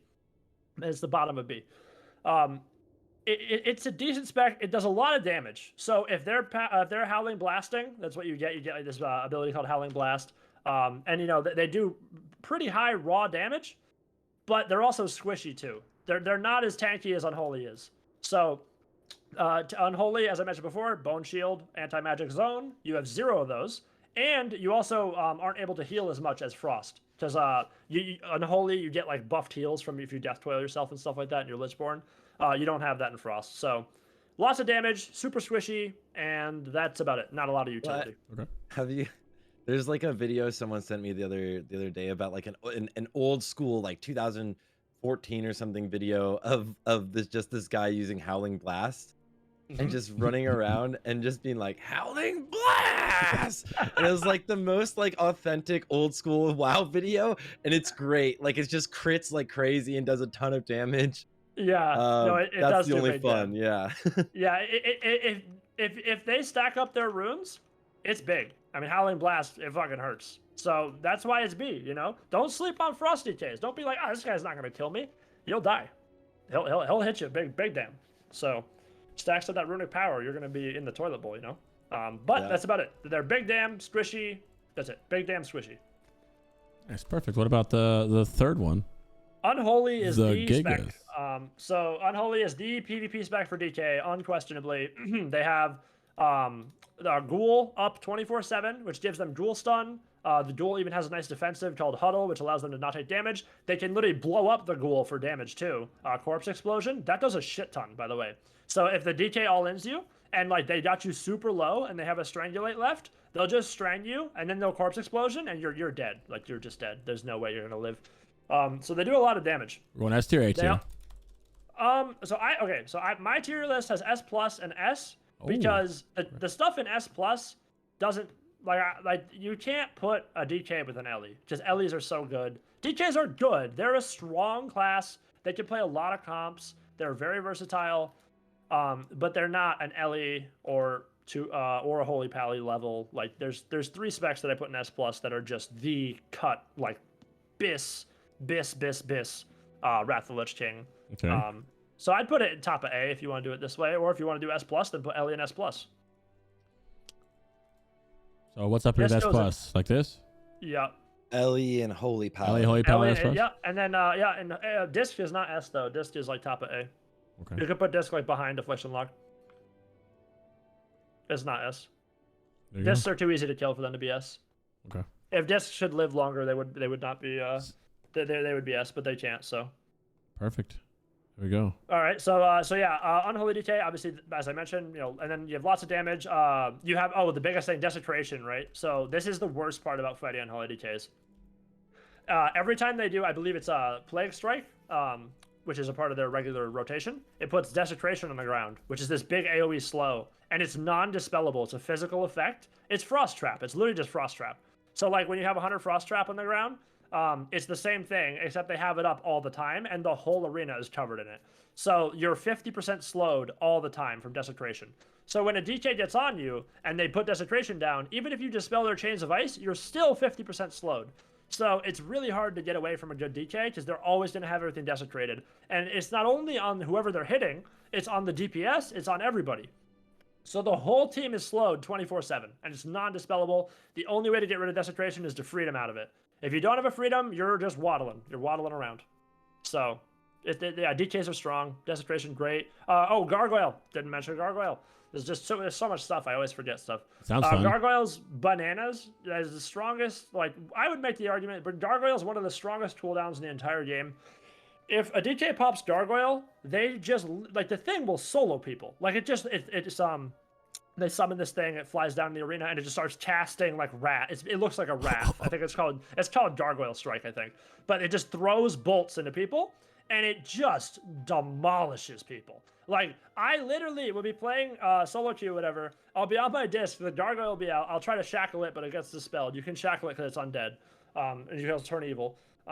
And if it's on me and I'm healing the other guy, like, I better hope Prayer Mending is bouncing, because like it's just gonna be nuking me. I'm gonna need to be binding healing.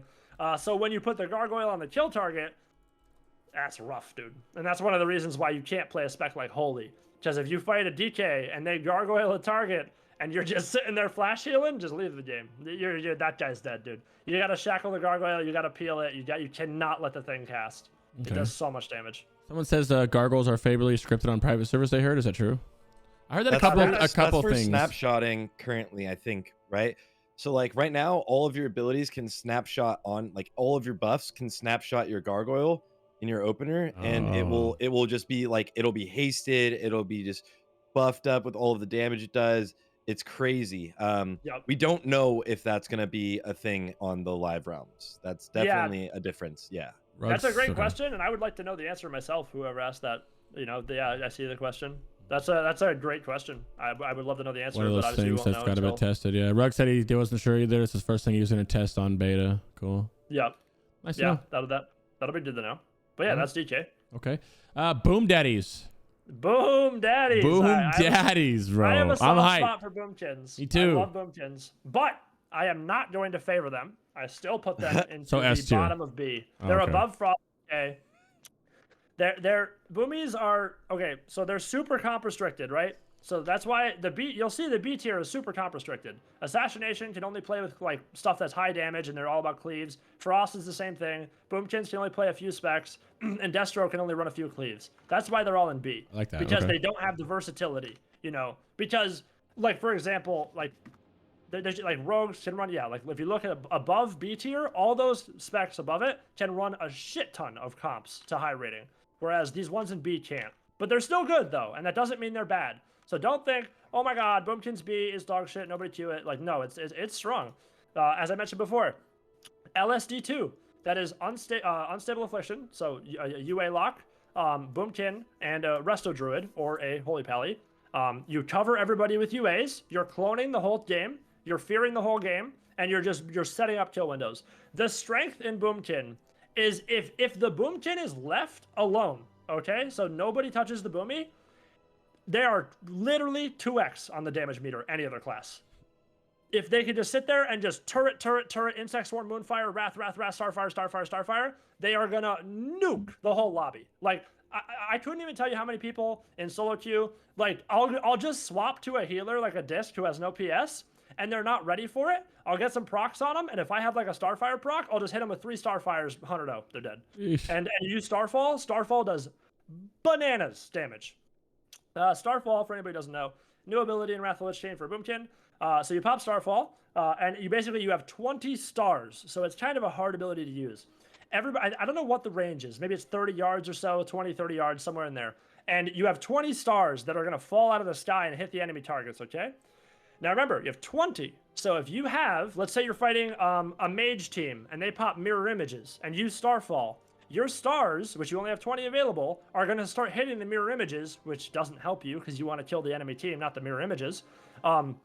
Whereas if you get somebody behind a pillar and you starfall, it will hit them, not with all 20. I believe it caps at 10 is the most you could hit with, but it will hit all 10 into that guy, and it does so much damage. Starfall is absurd.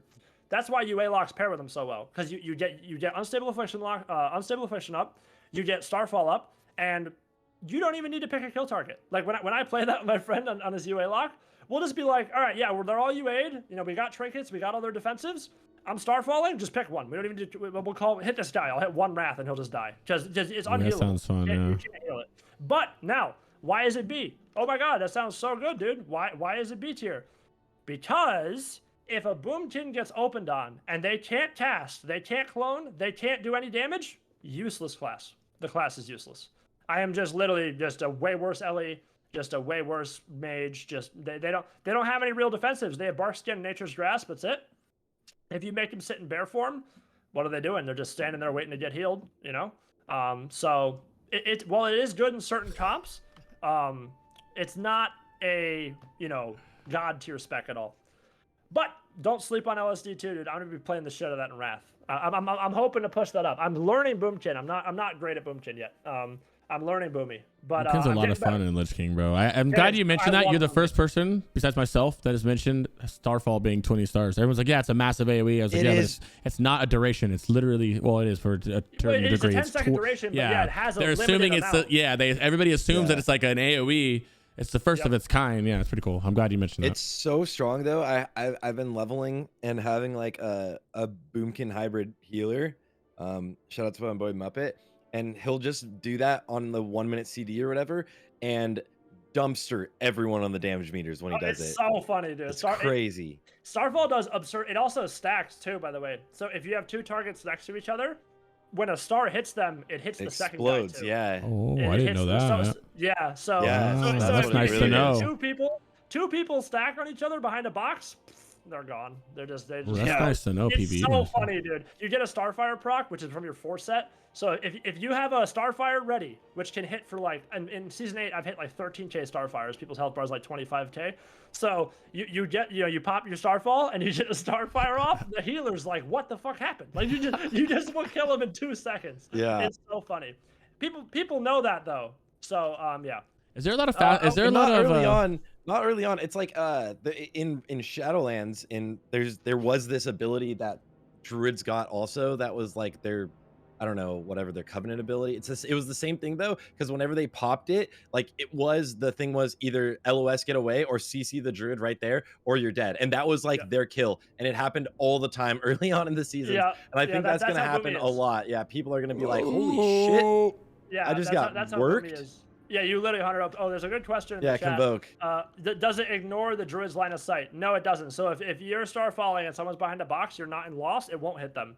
Also, another thing I didn't mention about Starfall, if you get stunned on it, 0 stars fall. When you're stunned, nothing's happening. If you get silenced, it'll still drop them. But if I get like, kidney shotted into a cheap shot or blinded, if you're disoriented, like they're polymorphed, 0 stars. Feared. So people know that. So that's why you have to get DR'd. Like if I get, let's say I'm fighting RMP, if they cheap shot kidney me and the rogue has no blind, I'm fucking all in on Starfall because I can't get polyed. I'm a boomkin. So all they have is fear for me, and if I have a trinket, I'm gonna trinket it and I'm chilling. I'm DR'd and everything, and just the whole fucking lobby's dead. You know what I mean? But in the inverse, if I didn't know that, and the rogue has cheap kidney and dance and everything, I Starfall, the rogue's fucking laughing his ass off. He just cheap kidneys me, I'm dead. And that's gonna happen to a lot of fucking people in there. A lot of people do Starfalls. Yeah, so it's really hard to play. Yeah.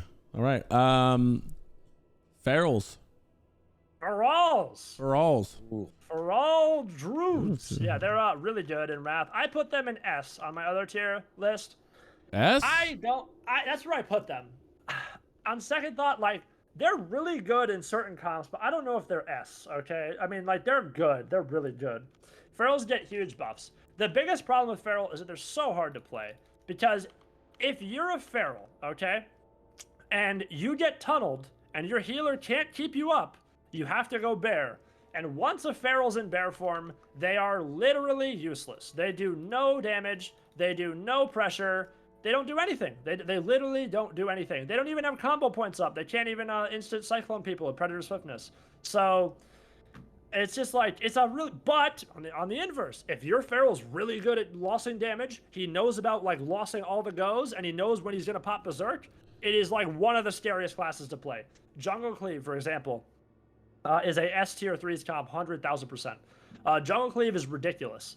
It is a, you have Feral, Marksmanship Hunter, and Disc Priest. So the Disc Priest will clean the shit out of the target that they're going to try to kill, take all the buffs off. The Feral will pop Berserk, and the Hunter will pop cooldowns, and they will just literally land one Cyclone after the healer trinkets, and if that guy doesn't have a big defensive, that guy's dead 100% every time. So Ferals are really good. Is it S? Is it A? You know. It's better than Ret. Would you, at this point, is it better than AF? That's how you know we either move it above. That's the other problem. When I was looking at the A tier, like who it is. You know, when I'm looking at A, now put it in A. Put it in A. Because I can't tell you with a straight face that Feral is substantially better than like Affliction Lock or Ret, because it's not.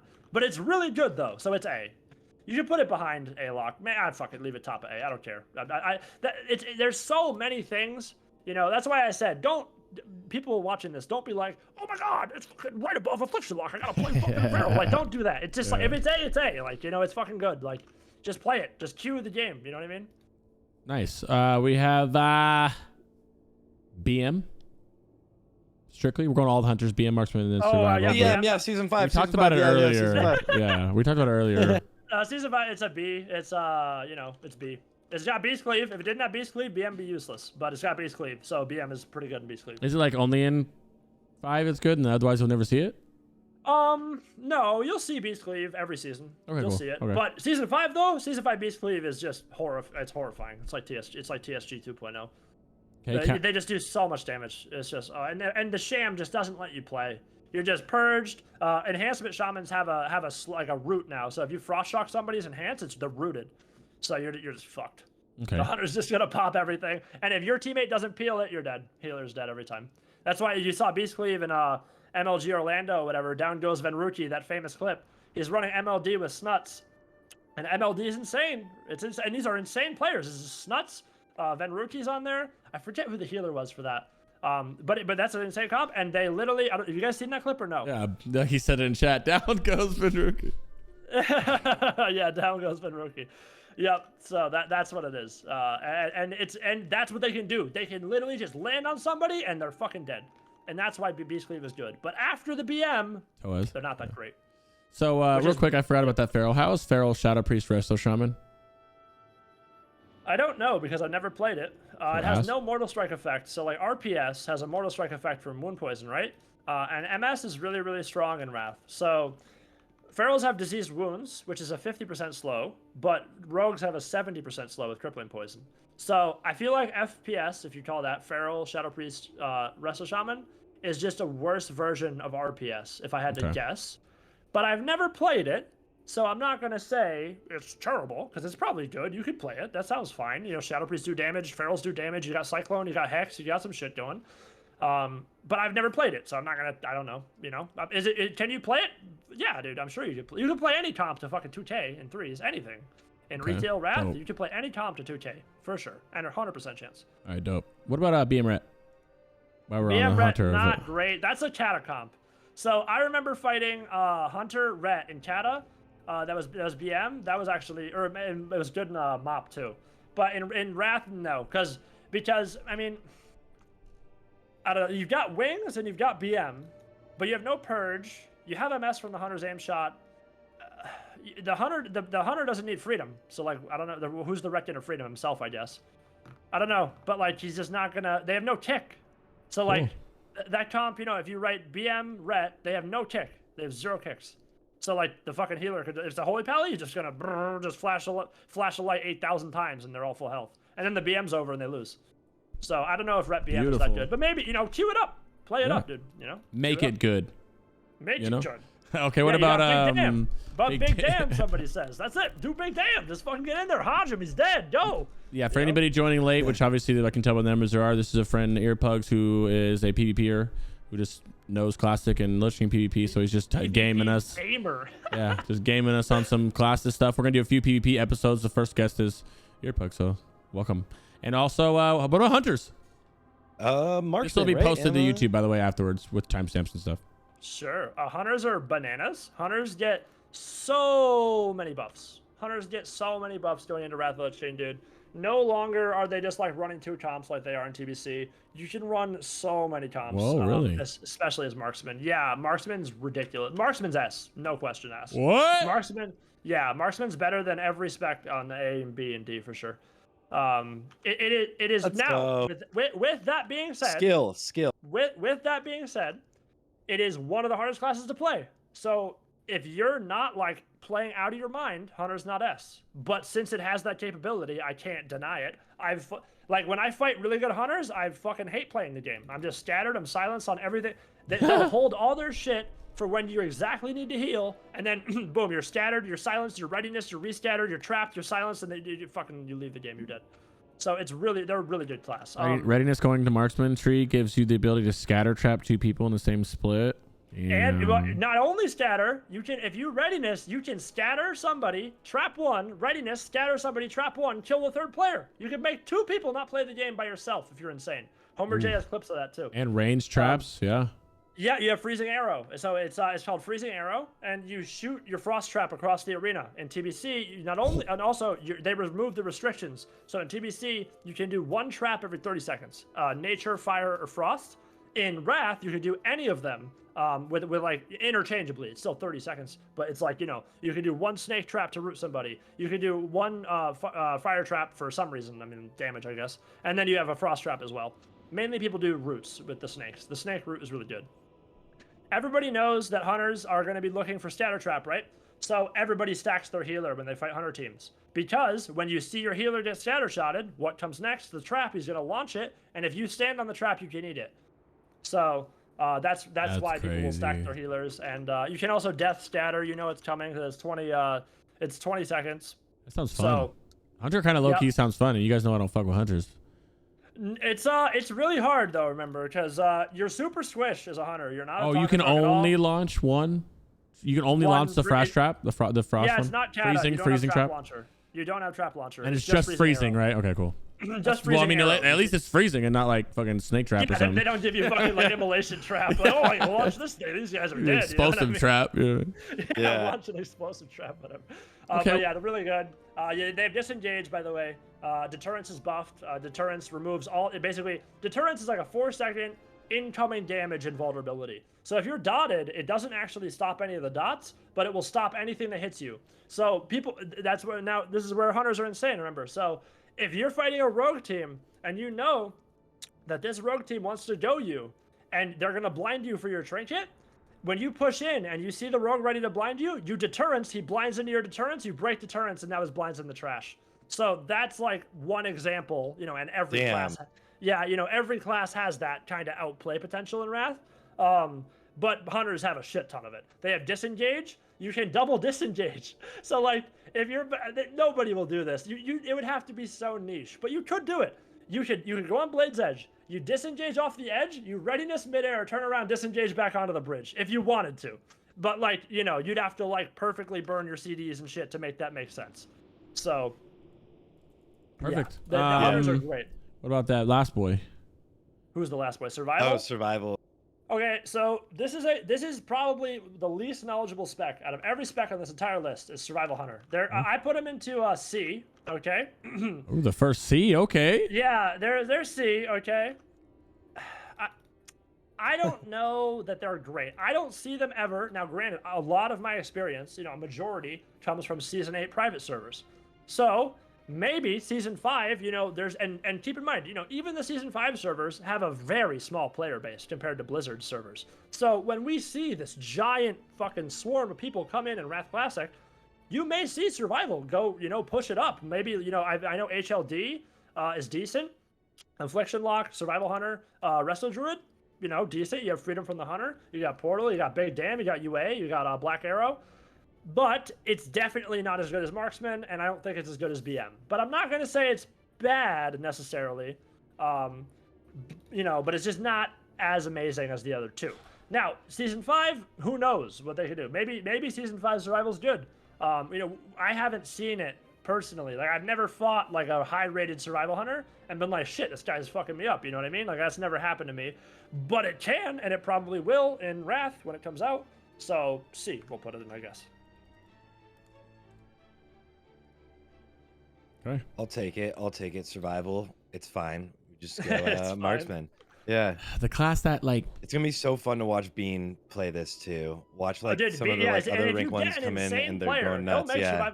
They'll make survival work. Like, they'll make it work. You know, if you're nuts, you're that's what I love about Wrath. Like, you can just make it work. If you're nuts, you have enough of a utility. Like, your kit is big enough in Wrath. TBC class kits are so small. You can only do so many things. You can't do a lot. In Wrath, there's a lot of shit going on. You can really theory craft with a lot of stuff. Okay, so next up is everybody's favorite, although it's the dumbest class in the entire game. I don't know why they put it in the game. It's so stupid. Mages. Where'd they go? Arcane Mage first. Mages. Arcane Mage, yeah. Trolling. No, I'm just kidding. Arcane Mages, they're okay. So I've seen Arcane Mages at high rating. But you have to remember, all they do is they do one thing. So if you know that, you just sit on the Arcane Mage. They just cast Arcane Blast, and they just wait for procs. That's the only thing the class does. So they have Presence of Mind, which is your instant ability. A lot of Arcane Mages will not use it for Arcane Blast and Wrath. They will use Presence of Mind for Polymorph on the healer to guarantee it. That is very common. You'll see that a lot in Wrath. And it's funny. There's a couple of those mages at high rating, and they whisper me and they flame the shit out of me. Because my first global on my priest, I'll death them instantly, and they'll palm poly me, and I death their poly. And they get fucking so tilted. Just their presence of mind is just in the garbage, and I get repolyed for half now. That's funny as hell. But Do you see a lot of arcanes in there? What do you say? You see a lot of arcane mages in there? No. There's some, you know. But do I see a lot of them? Absolutely not. They're there, but not really. Where'd you say to put them? Frost and Fire are both better. It goes into the C, for sure. All they do is spam Arcane Blast, and then they get Arcane Barrage procs, and they can, like, you know, Arcane Barrage into an Arcane Missiles proc really fast. If they connect all that shit and they get all their procs and they line it up and nobody stops them, they can one-shot people for sure. But, you know, you have to be kind of incompetent to just, like, let an Arcane Mage sit there and just, Arcane Blast, Arcane Blast, Arcane Blast. Like, just nobody's going to stop him, you know? Like, why would we just let that guy do that? When we know if we go on an Arcane Mage, what are they going to do? Run away and try to Arcane Blast. That's all they can do. So that's why Arcane's C. What about Fire? Fire! The Fire Mage. Fire's a B tier spec. It's good in 3s for specific comps. I really wish that, I don't know, I have a feeling, here's my personal little theory crafting. I think someone's gonna play Fire to rank 1 in Wrath of the Lich King. It has such a good kit, and I just don't see it represented properly on the Wrath servers. I don't know. Like, it's got Blast Wave, where you knock the whole team away. It's got a 5-second AoE disorient that doesn't even break on dots. So if you have the whole team dotted, you run in, you Dragon's Breath them. Fucking everybody's dying, and they're all CC'd, and then you poly one, and you kill the other ones. It has a lot of stuff like that. Only has one ice block, so obviously Fire Mages are susceptible to dying. However, they have Blazing Speed up 24/7. Fire Mages are sprinting around the arena 24/7 at Blazing Speed. Super fast. Yeah, so it's hard to catch them. They have impact. They can actually disarm you too when you hit them. There's a chance, I don't know what it is, 10% maybe. I think it's called Fiery Payback, I think. Don't quote me on it. I think there's a spec called Fiery Payback, and it's 10% chance that if you're hitting a Fire Mage, they disarm you.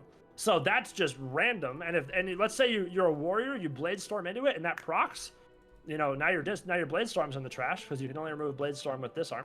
And yeah. Oh, so Fire Mages can disarm. I didn't say that. I said there was 4. 5 can. 5 out of 10 classes can disarm in Wrath. Did you go in B then? High B? No, it's C. Oh, I'm sorry. Fire. Fire's B. Fire's B. Like a high Fire B? goes. Compare it to Destro. Boomy. Below Destro. Yep. Okay. Above Boomy. Above Boomy. Does Fire get the moving Scorch in Wrath, or is that later? No. Nope. Okay. I don't think so. I'm gonna Google it. Hold on. I could smell the rage in the chat if I'm wrong. Hold on. WotLK talent calculator. I don't believe that Storch is I don't think I've ever seen a mage do that. I remember that in Chata, but I don't remember that. And I remember I was playing yesterday. I say I remember it like I. Yeah. No, I don't think they do. No. Yeah. That's Chata. Yeah. Quad. Okay. Yeah. So Fire Mage is gonna be a fun class. It's a cool class. Seeing those procs and stuff now, it's just like it's fun. I like the changes. Oh, it is Chata. This guy says in chat. Hopefully he's right. I don't know. I could check it, I guess, but I remember that happening in Chata, but maybe I'm hallucinating. Cool.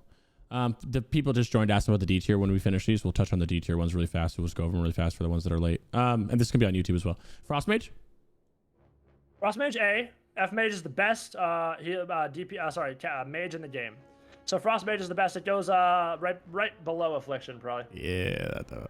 So because I would make, but again, I'm fucking splitting hairs. Like like an insane Frost Mage. A is good. Yeah.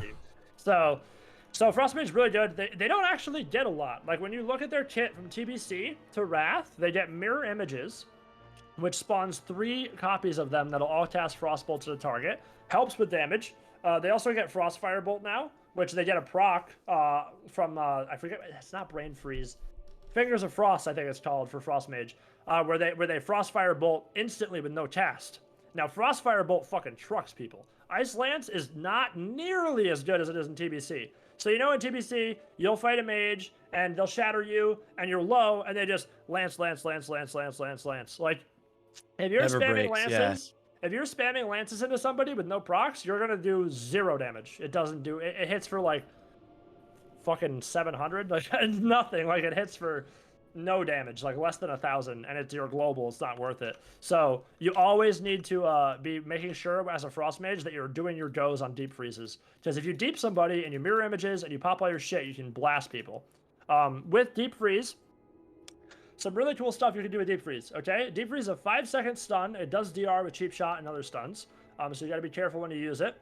But with deep freeze, if you can do it in 2 ways. You need to Nova somebody first, then you can deep freeze them, and then they're stunned for 5 seconds, and they take a shit ton of damage from Frost, so you can shatter the shit out of them, hence the term shatter play, where they will fear one, deep the other, and then kill that guy. They also get a thing called Brain Freeze, which is they have 2 procs, right? And what happens is they're able to deep freeze people who aren't Nova'd, and they have 2 procs of it, okay? And it will treat that target as if they're frozen. So if they get a Brain Freeze proc, and you're ahead, and the other team has no trinkets as a Frost Mage, you can deep freeze one target, and it's a 30-second cooldown. Cold Snap, deep freeze another target, and then poly the 3rd target, and literally cross CC an entire team by yourself. When I play with like the rank 1, like when I queue and I play with rank 1 mages, like some of the shit they do, I'm like, fucking hey, dude, I don't even need to play the game. These guys just win by themselves. But it's really hard though. So Frost Mages are really squishy. I don't want to say that they're this god tier spec and it's unbeatable and blah blah blah blah blah. But they're very very strong, and they're just super squish. So if they get connected on by a cleave, they're gonna get really hurt. But they've got the tools. They've got Deep Freeze. They've got Polymorph. They've got Counterspell. They've got Blink. They've got Cold Snap. They've got Ice Block. So they have the toolkit to survive and get all that shit going for them. It just has to be played properly. Frost Mage is another class, very, very, very hard to play properly. But when you fight a good Frost Mage, you can't play the game. You just literally, you can't play the game. It's really difficult. Okay, so for the homies wondering why Frost is an S tier, can you compare it to DK and Marksman and say why you think it'd be A? Marksman hard counters mages, like hard counters mages in Wrath. So because they're so squishy is the answer. Outside of 1v1s, because this is arena, it's less on 1v1s. Oh yeah. So Frost Mages are just too squishy to be an S tier. They're too squishy. It's not right to put them in S tier with obviously Hunters are a little squished too, but they have double deter, and also Frost Mages don't have MS. Hunters have MS from aim shot, so they have that MS effect that gives them 50% healing reduction. If Frost Mages had an MS effect, they would be S++. No questions asked. Even with them being toilet paper, Frost Mages would be S++. They don't have MS, and they're super squishy. So those are 2 big negatives for that class. However, it's a super capable. Shatter Play is going to be rank 1. You're going to see it. MLS will be rank 1. You're going to see rank 1 comps. Frost Mages, absolutely. You'll maybe even see Fire Mages rank 1 in Wrath Classic. But it's not as good as Hunter, because they have MS, they have Trap, they have Scatter, they have Silencing Shot, they have Disengage, they have Deterrence, they have Pet Intervene, they have Freedom from their pet. Hunters have so much utility for their team. There you go. Freedom, for example, like Hunters can just freedom their teammates with their pet. That's ridiculous. Yeah, that's insane. Imagine, and intervene. And they intervene. Like if your Hunter is out of his mind, he's gonna intervene blinds. And then what the rogue just leaves. Like, you know what I mean? Like if you get your blind intervened by a pet as a rogue, you're fucking throwing your keyboard. You're so tilted. And same thing, blah blah blah. DK is just a fucking damage powerhouse. So much damage on DKs. DK, now, people make fun of DKs. They're like, oh, it's so stupid. It's so easy to play. It's not. DK is not that easy to play at high rating. It's you know what is easy? Controlling a DK. That's really easy. They have AMS, and then they stand there until they have grip up, and that's it. They just fucking don't play the game if their healer doesn't dispel them. So, well, they're not like, DKs aren't the hardest class to play, but they're not as easy as everybody thinks they are. Like, Season 5? Yeah. Like, I could hire a gopher to play a DK to rank 1 in Season 5, like, of a non-3.3.5. 3.5. Like, the Wrath launch, where they res their teammates. I mean, it's just, give me a break. That was not even a thing. But DKs are not like that. So, they are good, though. Gargoyle, AMS, AMZ, Bone Shield, Desecration, tons of damage, Death Grip, and then Lichborn, all are huge. So you can like not get sapped as a DK. You can not get polymorphed as a DK. Because if you're gonna get polyed, you Lichborn, you're an undead now. You can't poly undead, etc., etc. You can't get sapped. You're not a humanoid. And yeah, the DKs are super strong. And then obviously I can explain the S plus if you want. But no, you're good. That's that was a perfect example of why that's A tier, not S tier. I like it. Thank you. Yeah. Sarthe, anything to add to that? You wanna? Did you just blind that spider? Yeah. Dude, it's gonna be so funny. Why the so fuck is his pet tilting. kidney? Yeah. I didn't kidney his pet, dude. Check your macros, Yeah. bro. So next up is Shadow Priest. Shadow Priest. Shadow Priest. Damage. The time has Very come, interested in this Shadow one. Priest players. Wrath of the Lich King is calling. Bonnie you, is Shadow. back. Trolling? They're trolling? 100% Shadow Priest trolling, bro. They're so bad. No, Shadow Priest is really good. They're A tier for sure. Shadow Priest is really, really, really strong. They're not S because, again, they're super squishy. And now remember, Shadow Priests have no escapes. So where would you put Shadow Priest? I don't know. You could put it like behind Ret, above Rogue is good. That's probably fine. Shadow Priests are really good. They're just super squishy and they have no escapes. They have fade, so you can fade now and it will remove a snare. So if you're slow as a Shadow Priest and like you get Chains of Ice or Hamstring, you can fade and it removes the snare. Obviously, it's not a freedom, so they can re-hamstring you or whatever, but that's nice. Also, Dispersion is a big cooldown that you pick up. Shadow Priests are hands down, unquestionably, the single most mana-hungry class and specialization in Wrath of the Lich King. Shadow Priests, even in Season 8 full Biss, are going to go really fast, okay? They're the only ones that are like that, but they have shit tons of damage to do it. Shadow Priests are really good for a multitude of reasons. They have a double dispel, so for example, not only can they clean targets, so if you're running Shadow Play, which is Frost Mage, Shadow Priest, and let's say you're running with a Holy Paladin, the Shadow Priest can clean the shit out of a target they're gonna go on, right? The Mage can Mage can poly the healer or whatever. They can deep the target that's full clean, and that guy's trinketing 100%, or the healer's trinketing. They're guaranteeing a trinket like that, because the guy's full clean, no hots, 1 deep freeze, 1 poly, trinket like that. So that like Shadow Play has such snap pressure potential. If they have a deep freeze up and they're ready to do a go, they can just murder people. And so obviously that's really strong. They also pick up Psychic Horror. Shadow Priests have a disarm now and a death coil. It's the same thing basically. Psychic Horror is huge. Yeah, it's very big. So they can break Warriors' Blade Storms with it. They can disarm Hunters so they can kill them without deterring. They can do a lot with Psychic Horror. Like, it's a great peel and it's a great offensive because it's also Death Coil. So it's like really good offensively. Really good defensively. Disarms, bro. It's way better. It's like a Death Coil but disarms. It's Death Coil and disarm in the same thing. Wow. Except it will actually give you like it holds them in place. Coil, Yeah, it doesn't move them. It doesn't move them. Yeah, Coil they run around, but Psychic Horror they stand still.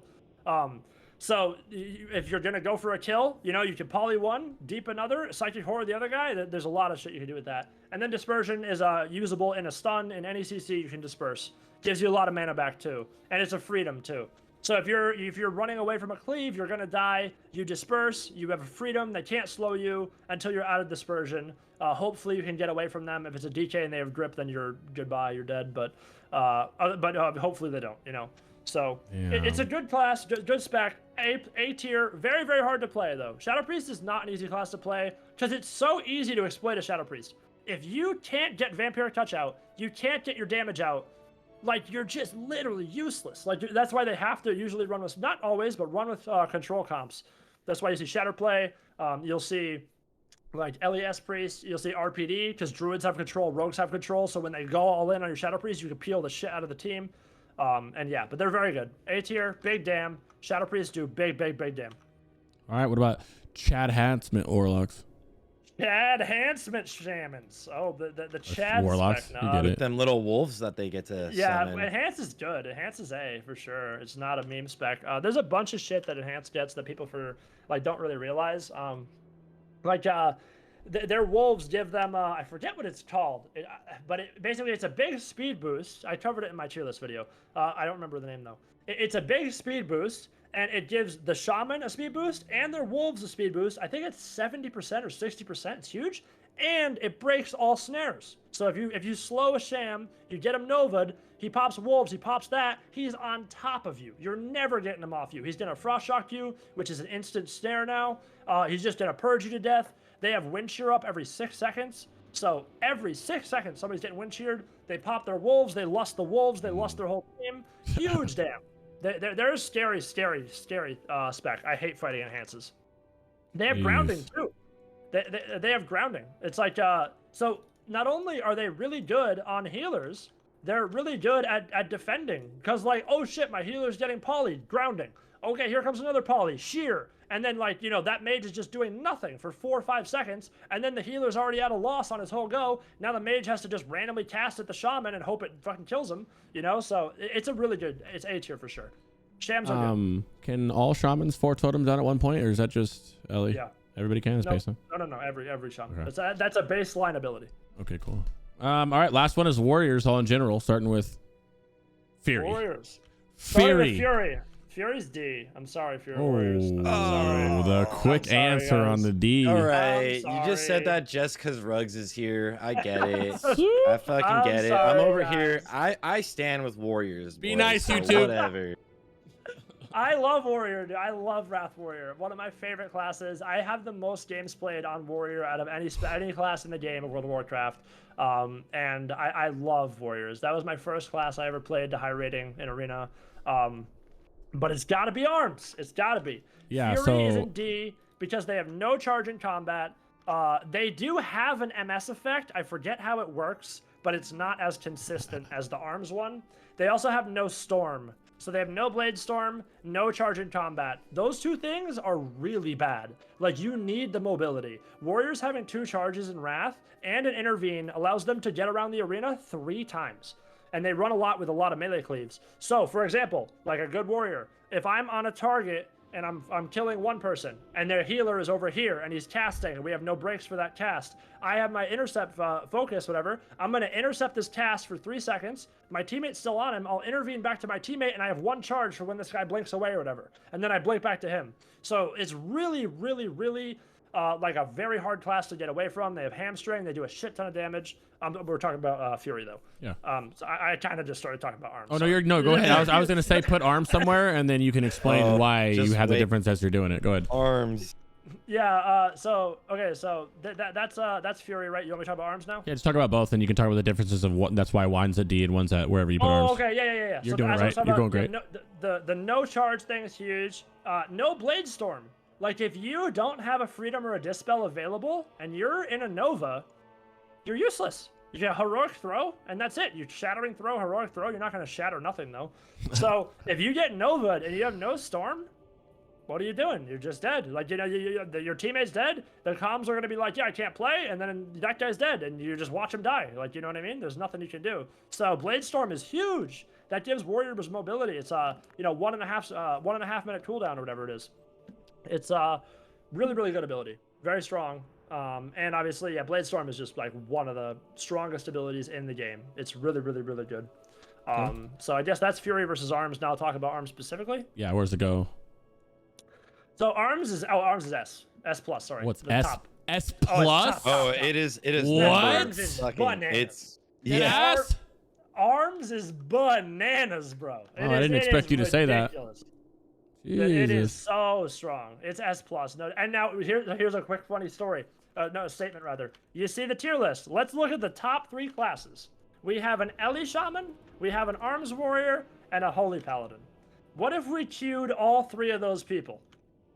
That is a comp, and that is called Thundercleave, and that is one of the best comps in the entire Oh game. my god, I bet. It is No. so much damage, dude. All they need to do is literally set up a Mortal Strike on somebody, and remember, the Ellie's got wind shear all game. He's got wind shear all game. The healer fucking hates his life because the warrior connects, and he gets an MS up, and he gets some big damn, he gets some bleeds, deep wounds hits for a shit ton, and then all the Ellie's got to do, Lust, fucking they cast Lava Burst, and then they have Elemental Mastery for their instant Chain Lightning. They Lava Burst, instant Chain Lightning, Mortal Strike, Rex Storm, dead. The guy's dead. A Holy Pally could sit there and just Flashlight. The guy's fucking dead. Like, you have to peel the Ellie. You have to stop the Ellie in Thundercleave. That's crazy. So Yeah, you kind of just said everything that was amazing about arms when you were talking about Fury. Is there anything else added to arms? There's more. Speak to me, baby. Yeah, no, arms wouldn't be S+ if it was just that. Unrelenting Assault, as I mentioned before, the most broken thing, and I think that puts it in S+ alone, is Unrelenting Assault. If you're on a healer and you overpower them, it's a 50% healing reduction, and then when you have a Mortal Strike on top of them, they stack. It's the only stackable MS in World of Warcraft Wrath of the Lich King. Their one class has stackable MS, and it's Arms Warriors. And so nuts. And now, on top of that, even on DPS, if I'm on a DPS and I overpower the DPS and they're a caster, it reduces their spell damage by 50%. Jeez. 50% and reduction. Healing So too. and healing. So it's a peel and it's like a kill window. And so a lot of warriors will just literally sit on my Disc Priest and they won't kick me because it's better to overpower me on my penance. So they'll just overpower me on my cast and then I'm minus 75% and they can just laugh their ass off as I'm dead. You know, there's nothing I can do. I have to get peeled. So Bro, this is really like it's exciting to look at this and see random shit like that. Like what? You know, I mean, coming from PvE TBC Andy over here, it's dope to look at it and see all these other what could be metas and stuff. It's ridiculous, dude. It's ridiculous. Like I can't now. Now hold on. Arms is hard to play. People are gonna get mad. Oh my god, it's so fucking easy. You hit Mortal Strike. No, it's not. Arms is anybody can play TSG to 1500. You're right, 1000% true. Not anybody can play Thundercleave or another arm spec to high rating. TSG is pretty easy though, I will say that. But there's many other comps that Arms Warriors can run and where you actually have to play properly. Because, you know, I forgot, sorry guys. You can shield wall in Arena now. So you shield wall in Arena, you can retail in Arena, and you can recklessness in Arena. Can't do that in TBC. So that's huge.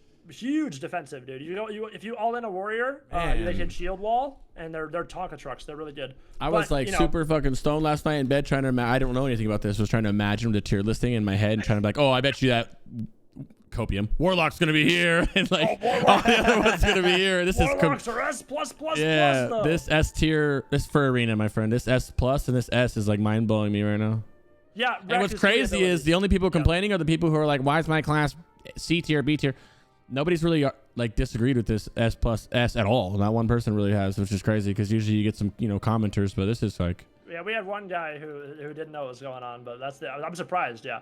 Oh, I mean, what I say is true. Like, don't believe me. Just go play on a private server. Don't believe me. Like, go queue Wrath. Like, if you don't believe me, that's awesome. Go queue. Like reinvent break the meta. Yeah, and I bet you there I will love be. that. I bet you I'm gonna be wrong on some of these. Like Fire Mages, I bet you I'm sleeping on Fire Mages, and I bet you maybe Survival Hunters, maybe not. But Fire Mages, I don't know. They could be like someone's gonna come out with a nutty comp with a Fire Mage. I know it.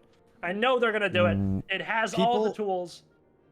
People are so good though on like live or retail versions of the game that like the meta always changes for the most part. Like the meta always changes in some way. Always. 100%. Yep. And nobody knows what'll be good in Wrath Classic. Well, I mean, we kind of have a clue, but yeah, it does. It's not the same though. You know, there's somebody you can't have that many players. Yep. What counters Thundercleave? What counters Thundercleave? Any spell cleave can deal with Thundercleave pretty well. Beautifully. Because if the warrior, so remember, spell cleaves are really good at exploiting positioning. Okay. Thundercleave is really good at dealing with melee cleaves.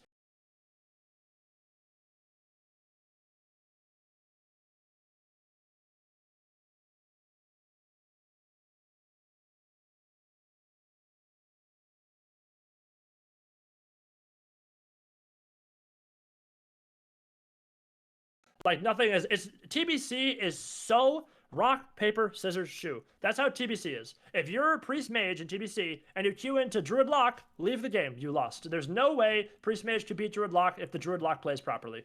It's not like that in Wrath. Any comp, almost any comp can beat almost any comp if played correctly. But Spell Cleaves can deal with Thundercleave really well, because every time the warrior pushes in, he gets fucking vaporized, and then he has to go back. That's one way you can do it. Also, they just have so much control as Spell Cleaves, right? So they're just, the warrior comes in, he's rooted, the shaman CC'd. It depends on what Spell Cleave you're running. Like if it's MLD, the warrior charges in, they just root him off instantly. The paladin spamming dispels. While the paladin spamming dispels, they're gonna chain the Ellie. They have 2 CSs ready because they have the Mage's CS and they have the Lock CS. So they're gonna lock the Ellie's Lava Burst every time. They can lock down the Holy Paladin unless he aura masteries. I forgot about aura mastery for Holy Paladin. Sorry guys, that's really OP. It's impossible to get. It's impossible to get everything. Don't even worry about it, bro. Even though they expect you to get everything, do not fucking worry about it. You're good. Yep. You're doing phenomenal. Yeah, so Thundercleave's good. Spell Cleaves are good into it. I heard you mention it earlier, and I want to talk about them just in case. But is there a place for Prot Warrior or Paladin? Yeah. Yeah, there is. Okay, yeah. Prot Warrior, go ahead. So Prot's B. Prot's B. It's not Which bad. one? Both? What? Okay, so Prot Pally is...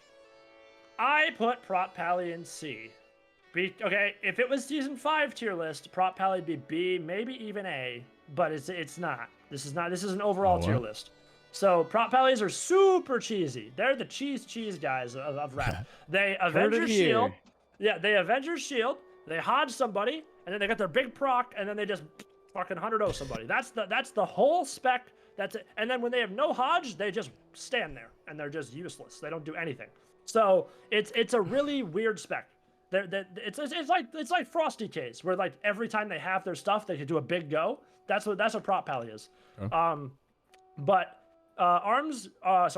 Warrior 100% B because Prot Warrior is way better than Prot because Prot Warrior's base damage is really high. Something that Prot Warrior has that Prot Pally doesn't have is that Prot Warriors have an AoE stun with Shockwave. That's fucking big because the most popular comp you'll see with a Prot Warrior, well, there is a few comps. The number one strongest comp for a Prot Warrior to run is African Turtle Cleave or ATC. African what? Yeah. Oh, wait a minute. Whoa. Wait a second. Blizzard! Can you better rename that shit? That's what I was worried about, you know. That's the true name though. I called it Turtle Cleave in my video so I don't get flamed. It's not yes, private server naming. Huh? I can think of such funny names to say instead of African on that. It'd be funny. Yeah. We shouldn't. Oh my god.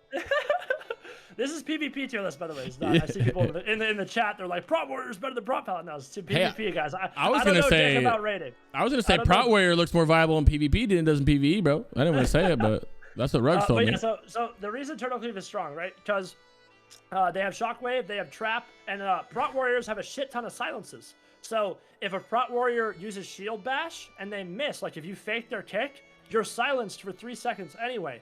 So it's really annoying. And then if they heroic throw you, that's a silence as well as Prot.